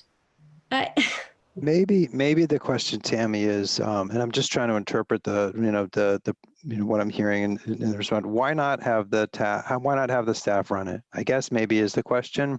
If you're looking for the experts and you're looking for the feedback and people that may be able to survey the community, people that understand and not to say the board doesn't, because or the council doesn't. It's not straight from the council. It's certain elected officials, so on. But privacy. Privacy, big issue. So if somebody has something to say, and it's not like the Birch Grove Committee where, obviously there's some opinions here that could be strong and people have strong opinions about it. Mental health can be a situation where, if this is televised or it's a public session or there's a recording or someone says something and everybody knows who they're talking about, or, I mean, it's a very delicate thing that you're traipsing into, which I think is awesome because there's not enough focus on it. But I guess the question is, why not have staff run it? Why do it this way? Staff input was that they didn't think they should. This is Probably because we don't have the resources. I'm sorry. Well, probably because we don't have the resources, Tammy. They have enough on their plates, and you're adding another task force to their lives. Karen, they want this. You can call and talk to them. I don't want to get back and forth into this, but Bev is excited about this. She thought it was great. Well, so I think you what Dr. Willett's saying is, sure, I can be in that room as a board member. I have historical information. I have institutional knowledge. I've talked about strategic prevention framework. I've been involved with the local prevention council. I've done all this stuff. But if I'm in that room and they're talking about things in our schools that I can't answer, that have to do with psychologists, social work, social emotional learning, portrait of a graduate, any of that stuff needs to come from Dr. Willett. And if he's not in that room, those people need to be there. Yeah, and I think Tammy's saying she would access those people, or the committee would access those people by bringing them up to speak before the committee. And I guess that's where the divide is in that, is it staff driven, or is it driven by an entity that is a political entity elected? And so I'm not saying that there's one wonderful, perfect way to do it, but I think, Tammy, if I can guess what the concerns are, they're going to circle around. How do you control privacy in a situation like that when you have a committee that is going to necessarily, because it's full of elected officials, going to have to be public and going to have minutes and going to have to maybe even be televised? How will people feel comfortable actually sharing truth in a situation like that? Hard truths in a very public environment might be difficult to do. And people well-meaning, from various places, no matter what happens, if it's a situation like that, that privacy thing is always kind of hanging out there. And maybe that can be accomplished. And I'm not giving my personal opinion on it. I'm just sharing where I see this conversation. If there's some questions to be answered, they would be around, how is privacy going to be protected? How will people speak truth to power if there isn't that, if that's all public? If you have a local prevention that does have staff on it that are professionally trained and are able to bring in things, why have an elected group do this instead of a force of the people that you've hired to do it? Will you be able to hear if somebody is bringing someone up? Let's say you bring up public safety to talk, they're brought in at a certain point, but if the conversation 2 or 3 meetings down the line doesn't have public safety, say, involved because they're ancillary, they're not part of that committee, they're not able to speak to what's on the floor, will their voice be heard in such a situation? I think these are all questions that are sort of circling on this, not to say that the intention here isn't a very, very good one, just that, privacy, the ability to have people speak truth to power in a situation like this, all of those things, it's just an environment that may make some of those things hard. So some of that would have to be explained maybe for people to feel comfortable with such a thing. I've written those down, and I will bring those back to the council, or you could send them to me, whichever works best for you. But I have those down as questions. I'll just finally say that, at the root of this is good stuff, right? Like, we need this in our community to have this conversation. But if you don't have the right people in the room to make sure it's done authentically and efficiently with, you need that information, here it is. And done in a way that you can collect it and not have to go back and forth and try to get Dr. Willett at a meeting, or John Lytle or whoever, when they may not be available, then I think it's going to hamper efforts. Thank you for your feedback. I will bring that back.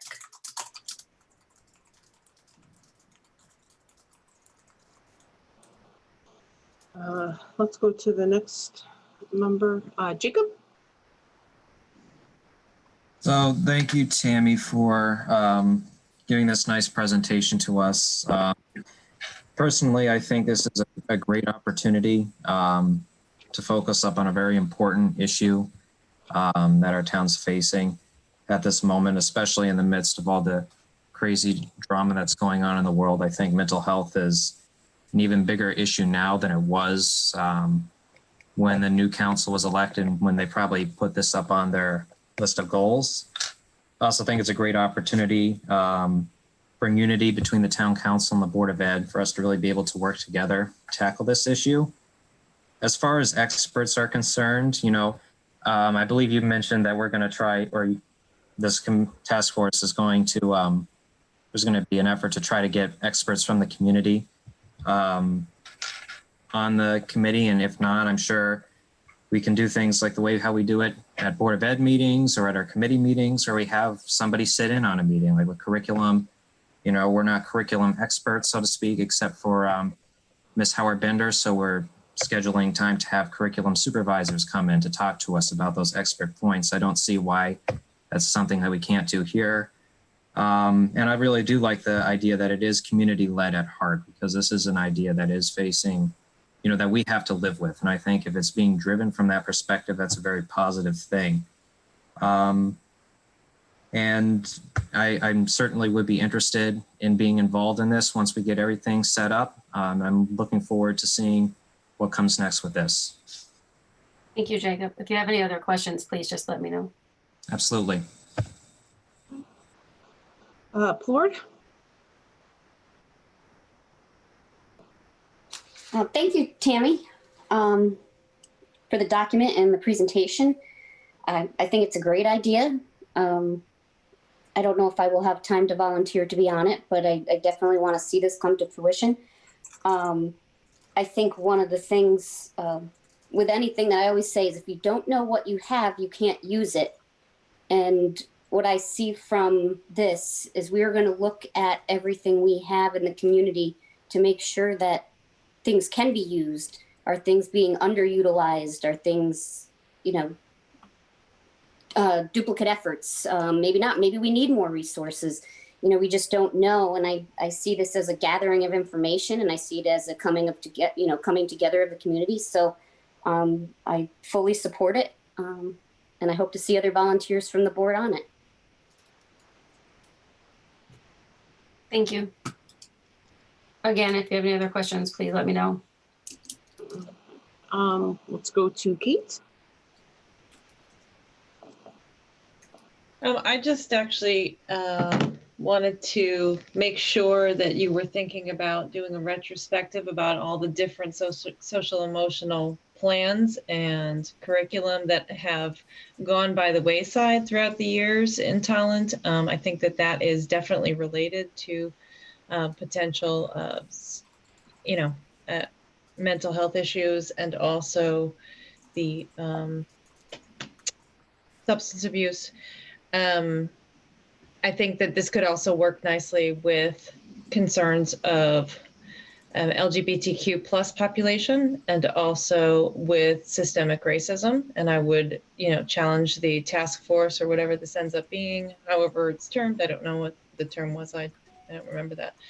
To include that, because, there are some serious mental health issues associated with those demographics.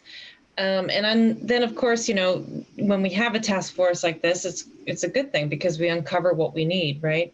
Then I would also say, if we're going to have a task force and we're going to find out what's wrong, then we also have to have the political willingness to pay for what we need to fix it. So I would challenge you to make sure that there's some willingness to pay for what is needed. And that's really all I have to say. I would definitely request that you guys look into what has been done already and what has been reduced from and eliminated from the schools that has supported mental health and also substance abuse avoidance throughout the years. So that's really all I had to say. I think obviously anything that supports kids, I think is a good idea. And this supports kids. I just want us to make sure that we have a firm hold on the history. That's really all I had to say.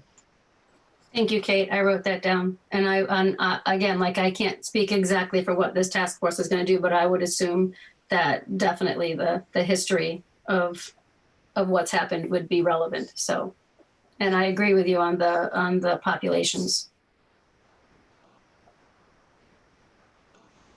I just had in terms of the history, are we, I mean, I don't have the time to do this mental health task force. I do think it's a great idea.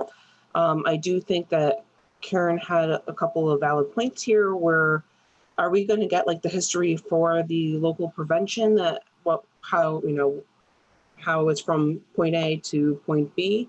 I just wanted to find out a little bit more information just in terms of how we got here.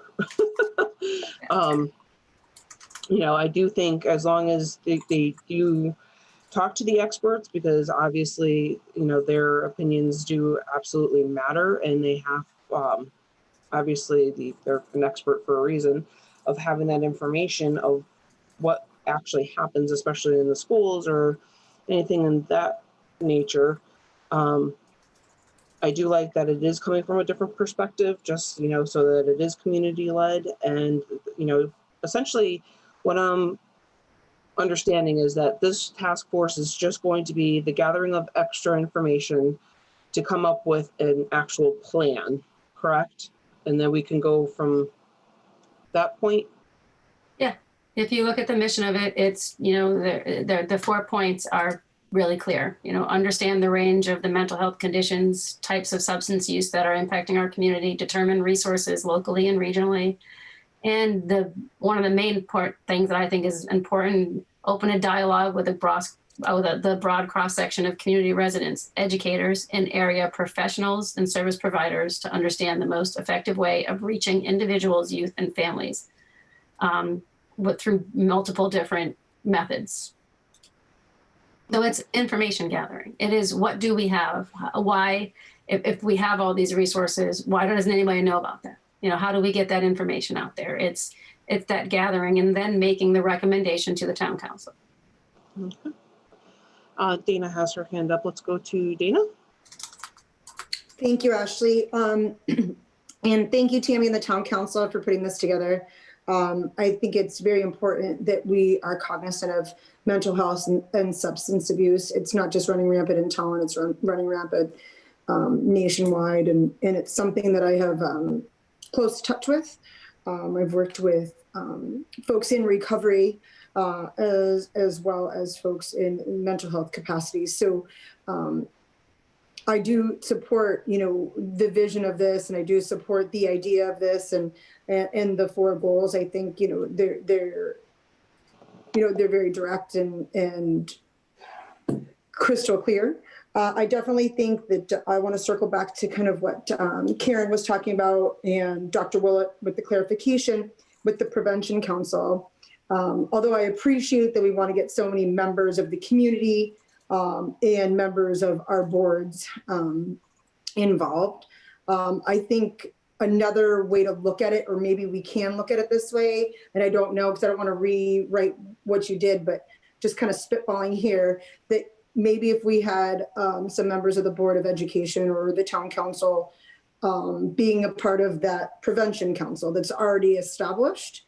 Again, I'm worried about having such a large committee and having it to be public when it's such a very sensitive topic for so many folks, and so many folks that are trying to desperately reach out for their mental health, or so many folks that are desperately trying to reach out for their sobriety or for assistance, or know someone in their family or friends that need assistance or have experience they can speak intelligently. Having it in a public forum may not necessarily open up that opportunity to speak as candidly.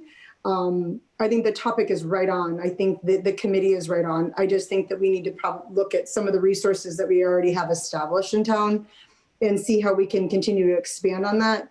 I definitely think having folks from diverse backgrounds and diverse opinions is so important to get additional conversations and asking those questions open. I don't want to say duplicate situation that we're already doing, but I think that we can expand on something that's already pretty great. and as a Board of Ed and Town Council work together to kind of expand on something with that Prevention Council. Just an idea or a thought. We could probably talk a little bit more about it. I want to hear a little bit more about the ideas of this task force and see if we can really put the two together to make it something that's really dynamic for our community. Thank you. Thank you. I wrote those down. You got everything there, Tammy? I'm taking notes. Okay, I'm gonna go to Griffin next. Oh, thank you, Tammy, for this. I had read it earlier today, and I thought it was really a great idea. I know as the parent of teenagers, especially now during COVID, I'm extremely concerned about mental health, substance abuse, especially for our teens and our kids. I think that this is really important, and I think that a task force is a great start. And I understand that we have the prevention committee as well, but I think that this is really a good way to kind of hear from our residents as well. I know just in Board of Ed meetings, we get a lot of, public participation. So I think it'd be really great to have, residents be very involved in this. So, and really, work together. So as far as the information gathering, I think that that's really important too. I think that the more people you kind of get, the more you can get an idea of, what's going on and where people are coming from. And I know, I think it was Karen who mentioned the array survey. So Dr. Willett, I don't know if you might be able to follow up, like what is the status of that? And when that is completed, is that something that we would be able to share with this task force? I don't know if it's... We don't do the array survey anymore, Christine. I'm sorry. I'm just going to pipe in because we've talked about that before. The array survey doesn't happen anymore. Was there a new one? We were doing there's a new one that Dr. Willett put together. It was supposed to happen this spring, but because of COVID, they couldn't implement it. Okay, so then Dr. Willett. But we have past array surveys that were done in the past, but they're older, but it's still significant. Okay, so so then I guess my question is the new survey, Dr. Willett, is it anonymous? Would we be able to share the results with the task force, which I think would probably be really helpful to them specifically with the, what's going on with the schools.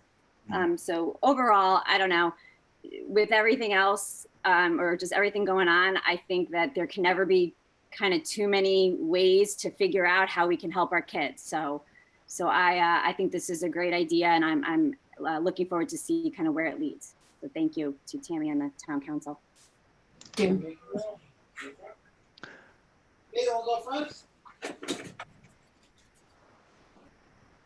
Dr. Willett, did you want to chime in here? And Sure, and I just respectful reminder for everybody to keep their mics unless you're being accessed. I'm just watching some to try to help out with that. Yeah, the substance abuse, risky behavior, SERBA instrument. We're putting together an instrument in cooperation with the University of Connecticut to replace the array survey. My plan was to implement that in April. Of course, that was right in the middle of the March, April, May COVID thing, so it really messed up that. But I do plan on implementing it this year. We can't and really don't ask for students to identify themselves. It's a survey that they can respond to anonymously, but it does give us some data to be able to talk about. And I could come, to talk to the committee about that. I can see, obviously, any focus on mental health is a great idea, so anything here, I appreciate Ms. Nuccio taking it as supportive questioning to evolve the idea, so, and I'm sure that, a focus on these things is great. Everybody feels that way. So, I'll help any way I can. I would say what I also have been hearing as this conversation was evolving is, obviously privacy, things like that, that people would just want to make sure that no one was compromised, a do no harm approach, but also, if and when you want to hear from a group or a person or a professional, how will you select who you request to come before the task force?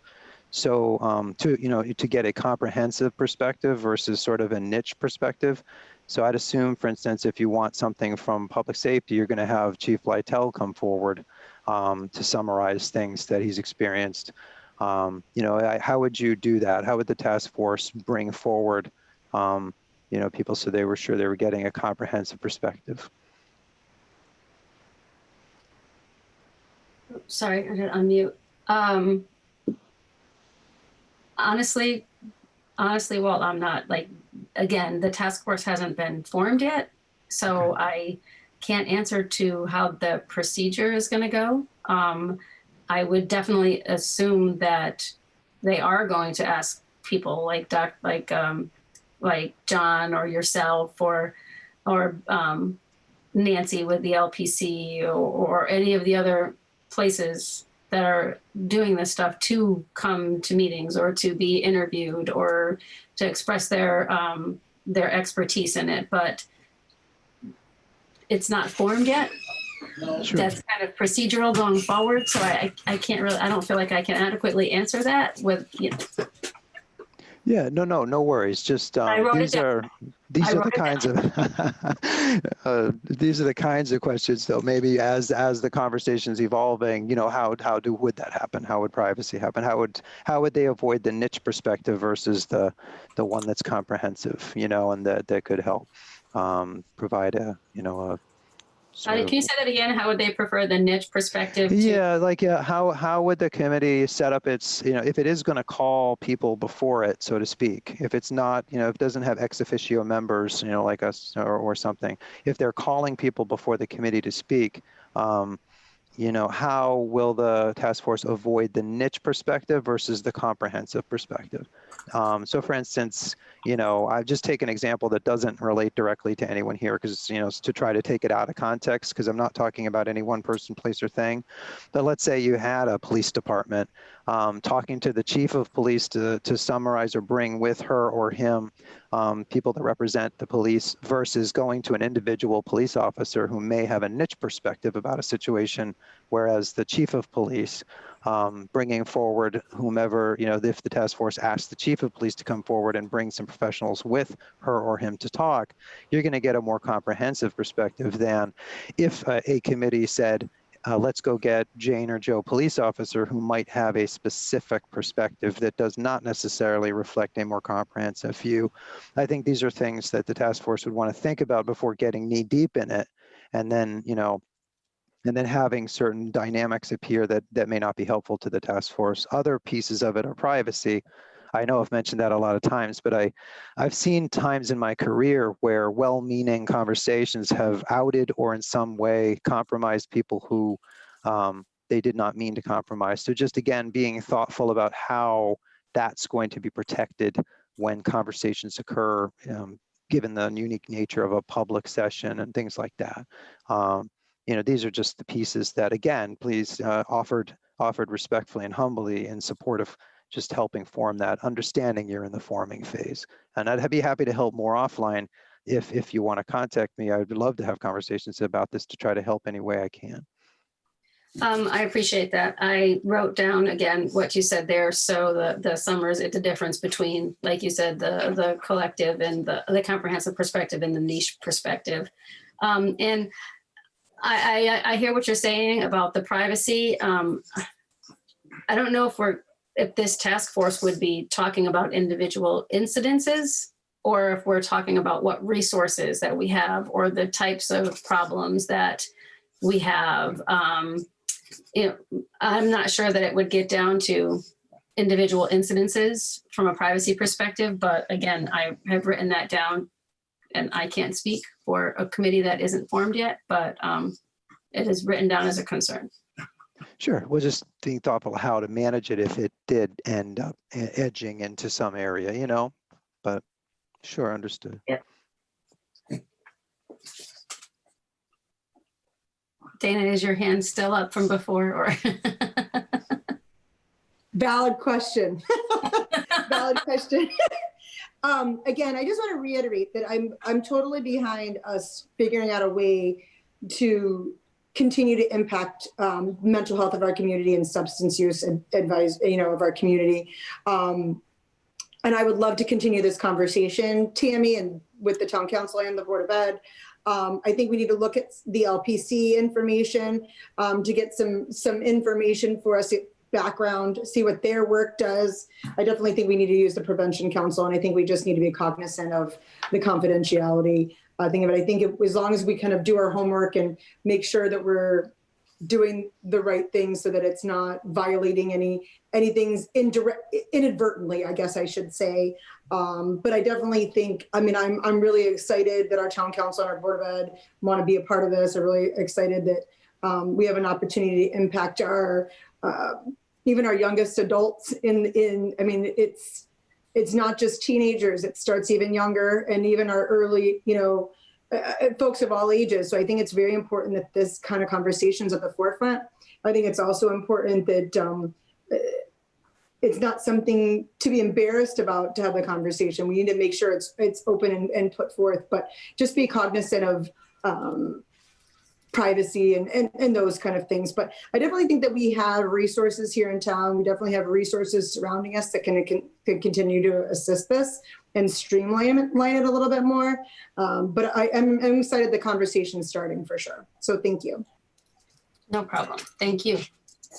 So Tammy, with this said, I do think the conversation will be brought up yet again. In the meantime, is it okay for board members to shoot you emails just with any questions that they might come up with? Because obviously this is a town council task force and I will not have the answers. Absolutely. They can definitely send questions or anything like that to the town council at tolland.org. Send them over. And now that we've had this conversation, I'll take the questions that you have back, and we're going to continue to move forward on the town council side to try to pull something together. Perfect. Thank you very much, Tammy, for this. With a lot of them. Lowering my hand myself, Ash. Thank you. Perfect. With that said, we will move on to the committee and liaison reports. I do know the curriculum committee met, and I believe Birch Grove did. I want to say, I can't remember though. Kate? Oh, Kate, you're on mute. Oops. Let me just find my notes real quick. We had a good meeting. We talked a lot about the impact of COVID on assessment, on learning. Actually, I want to pull up my notes. Sorry, I had them up and then they closed on me. There. Talked about the Board of Ed, the State Board of Ed, not basically saying anything about changing testing requirements, which is sort of surprising because they also said in their COVID plan expectations that we should be worrying about SEL to start with. So it seems kind of like contradictory to be not saying something about forgiving or foregoing standardized testing, but that is interesting. We talked a lot about the U.S. history of African American and Puerto Rican history, I think is the term for it. Although it really is probably going to get changed, something like African American and Latinx history. Just kind of talking about the timeline there. There's going to be some math pilot programs this year that need to be basically worked out. They're going to be in the middle school. That's pretty exciting. I know a lot of folks have interest in looking at math and making sure that we're on point there. And then we talked about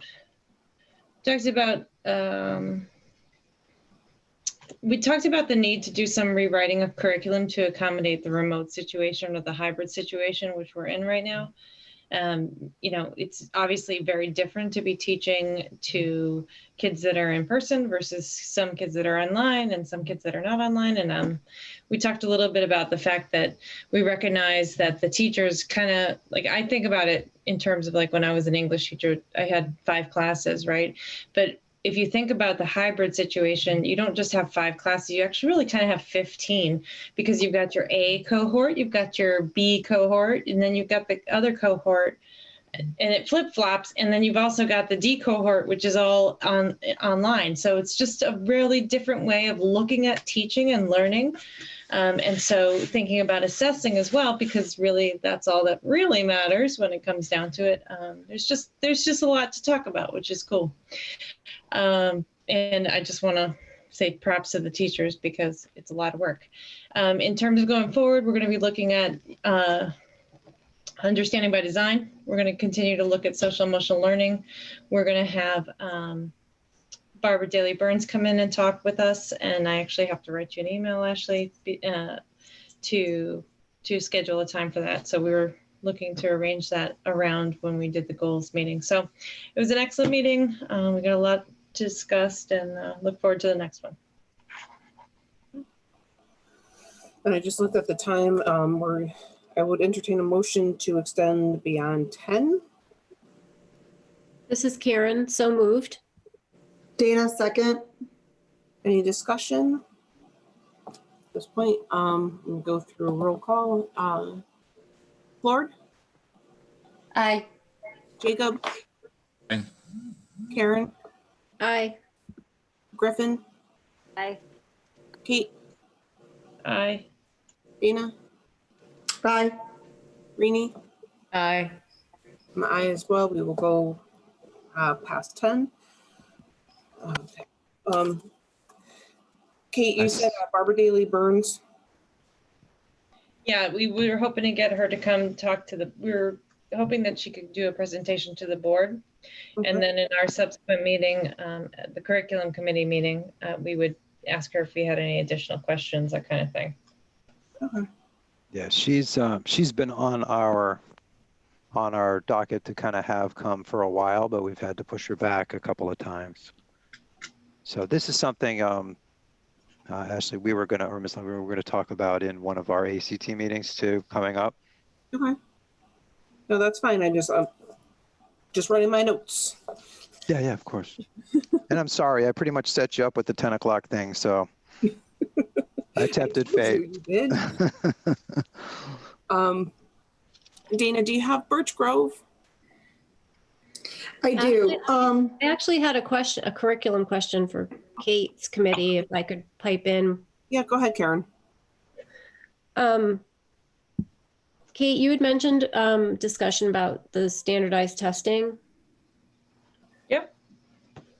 I'm just wondering, if this board wants to make some noise with the state, is that something that we all get together and write a letter about and collaborate with Dr. Willett on why it's not a good idea? I mean, I have a personal opinion about that, and I'd be happy to share with you. I'm sure Dr. Willett has a personal opinion about that as well. I honestly, when I think about the SBAC and I think about how much money it costs us to take it, and also the kind of negligible results that it has in terms of governing what teachers can and cannot glean, about what their kids have learned, it isn't worth it to me. And so, sure, yeah, if that's something that we had the will and we had the interest in, I'd be happy to put that on a curriculum committee meeting agenda, and we can, draft something and bring it to the board if there's interest in that. I would love to have that conversation as a board and send that letter along about why it's not a good idea this year. Never mind just this year in general, yes, but last year was one thing, but this year is,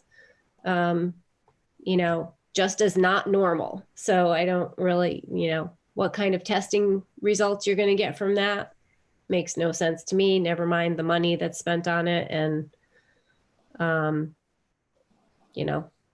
preaching to the choir, but I was just a suggestion.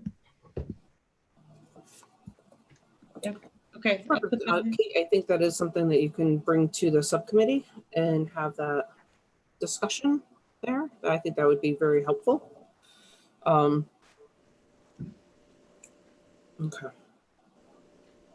Back to me, Ashley.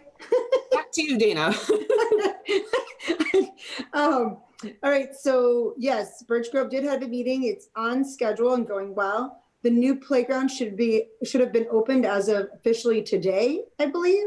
Mr. Saba, I seem to be pretty happy with it. So I always like to present the good news for that.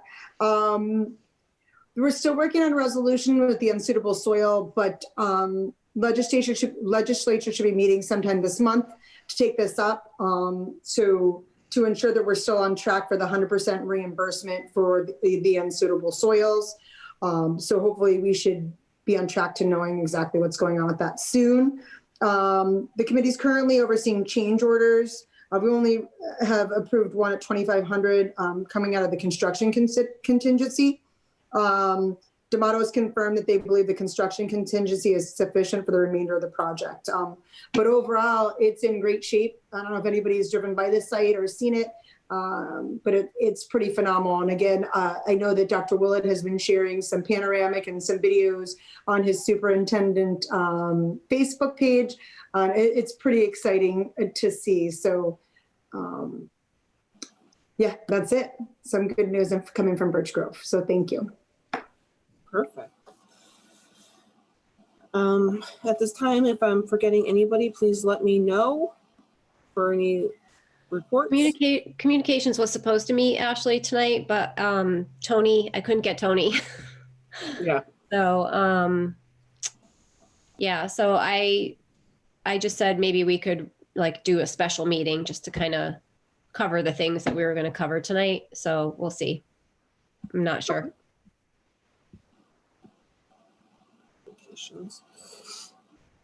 Okay. We're good. We'll move on to chairperson report.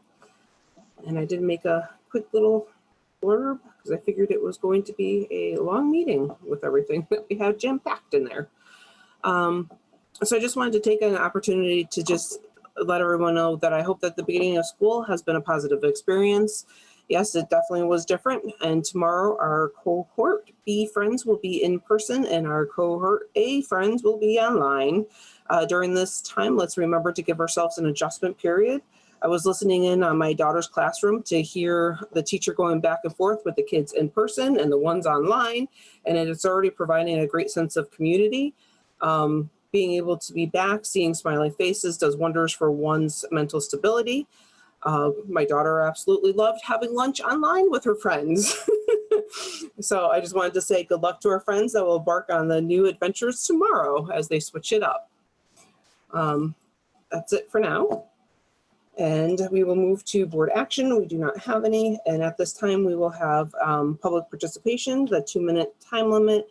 And Kate will give the 30 seconds when that's left of your time. And if you could, please state your name and your address when you speak. So at this time, the public can raise their little blue hand and we can go from there.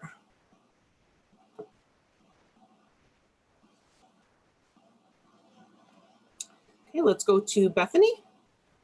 Hi, Bethany Lesko, 26 Deer Meadow. I just want to thank Dr. Willett and all of the teachers and staff for getting our kids back to school with a strategy and clear goal moving forward.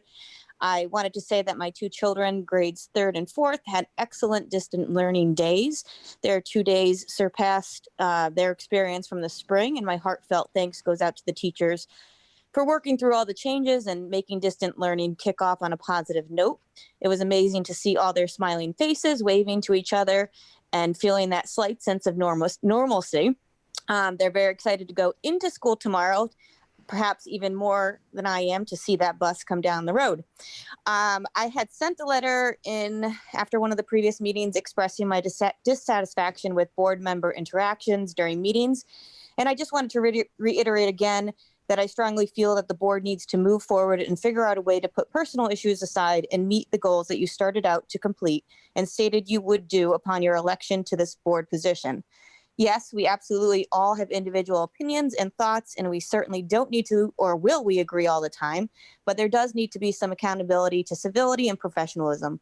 That being said, I feel that Ms. Lundgren should not allow Ms. Philbin to share The community's thoughts and concerns tonight clearly demonstrates and only perpetuates the discord within the board. If Ms. Philbin reported, and I think she stated that there was a group of 8 to 10 community members who expressed concerns in the same letter, then how is it acceptable to not allow that into minutes, while in previous meetings, Ms. Plord has been allowed to read all of her personal emails to the governor? In her role, if Ms. Philbin finds information, whether that be her own opinion or as a voice for community members, to be important, then I feel it should be allowed. To hush the community voice and try to push it under the table does not instill my vote of confidence in the board to fulfill and meet the needs for our children when voices aren't being given respect and the ability to be heard. As a licensed mental health provider, I support the task force that was presented tonight to identify and understand where Tolland stands in terms of what we have and what we need. From my personal standpoint, many mental health professionals already working in the trenches, so to say, have so much on their plate putting out daily crises and fires, it's often difficult to look at the whole picture of what can be done differently or needs to be done. As a licensed social worker, we work within what we have, and there isn't time to do the advocating work for what is really needed. So I do believe that gathering all the data and then having an outside group identify areas where there are holes and needs can be a really beneficial committee and to the town of Tolland. I also agree with the point mentioned that it feels contradictory to have members of town council on the task force when essentially the task force will present the findings and likely potentially be asking for money and resources to complete what is found as a need. And that is it. Thank you. Thank you, Bethany. Let's go to Jeffrey. Thank you for the opportunity to address the board. I want to thank everybody on the board as well as Dr. Willett for handling a pretty complicated and complex situation. I've engaged in some of the office hours and online as well as in social media to discuss, issues pertaining to school reopening plans and metrics that are required to be met prior to school reopening, and showing that state guidelines and all data suggesting that schools could reopen safely to full-time reopening.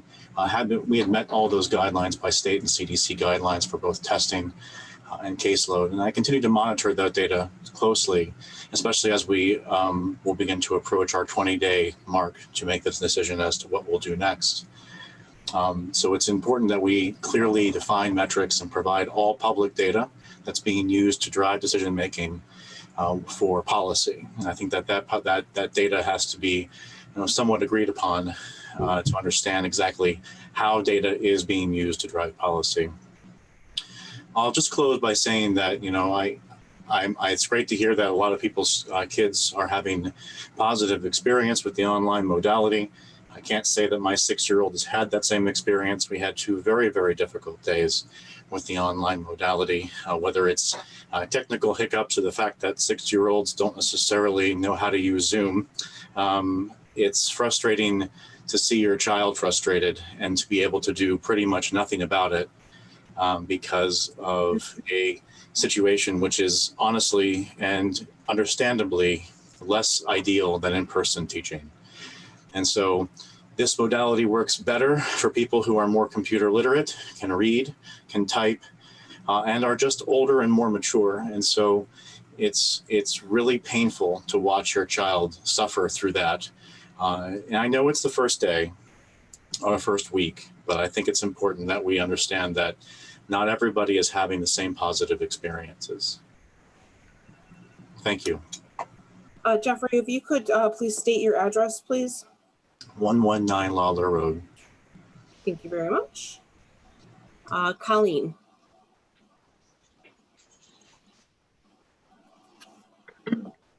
Hey, Ashley, can you hear me? Yes. Yeah, perfect. I'm sorry, Colleen Udacek, 12 Blueberry Hills, Tolland. I also want to thank the staff, everybody involved in reopening the schools. I know some kids had a harder time than others, but I think it is, like another parent said, a better start to what it was in the springtime, and that's okay. We'll get through all those tough moments together. Second, I was glad to hear about the mental health at Town Council and the Board of Ed. It looks like it's going to be a joint adventure together. I think it's definitely important during these times.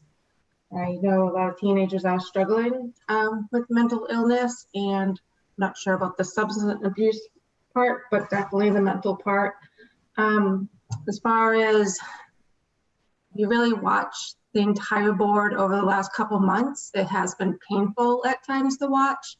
And I only put this out there as a solution or something to even talk about. It's nothing about change in leadership, but maybe someone from the minority can be some sort of liaison at some of the leadership meetings. Maybe when something big comes up, they can be part of the agenda planning, things like that, or even these letters, just for input. Just something like that might bridge that gap and make the minority feel more valued. Again, it's nothing about changing leadership. It's just being more inclusive. And then lastly, I wanted to thank TEPTO for donating the clear masks and lanyards to our students. And while they were doing that, they were also supporting the Booster Club at the same time. So it was definitely a win-win. And again, thank you for all your hard work. I definitely know how difficult it is, and especially in a leadership role. So thank you to all. Thank you very much, Colleen. And you did say your address, correct? I think I did, Ashley. I can say it again. Just in case. I probably knows it by heart. Again, Lisa, you do a great job. 12 Blueberry Hill Road in Tolland. Thank you very much, Colleen. Ashley. Okay, at this time, we can move to the points of information, which we have the town council special meeting minutes here. And I don't know if any other board members at this time would like to say anything, but if you could raise your blue hand, we will go through. And if not, then we will continue on to the future agenda items. Yeah, what's missing here is the ongoing effort for culturally responsive ed and the report to the Board of Ed on that. I don't know how that keeps, that's got to be in here. It's probably part and will probably be part of our rounds too. So that's part of that process. And we did start with TIS, so we have to update this rounds piece. I think it just got copy pasted in. But in any case, the rest of it you're all very familiar with, so I won't bring us till 11 p.m. going over all of them. Perfect. There is no business, therefore I will entertain a motion for adjournment. Crickets. Tina Plord, motion to adjourn. Jacob March, second. Okay, any discussion? Let's go for all those in favor. So you can say aye, any opposed can say nay, or you can abstain. Lord. Aye. Jacob. Aye. Karen. Aye. Griffin. Aye. Kate. Aye. Dana. Aye. You're before Greenie. Greenie. Aye. And I'm aye as well. Therefore, our meeting will adjourn at, I don't know what time it is, 10:11. So everyone have a great day tomorrow, and I will see everyone later. Bye. Night.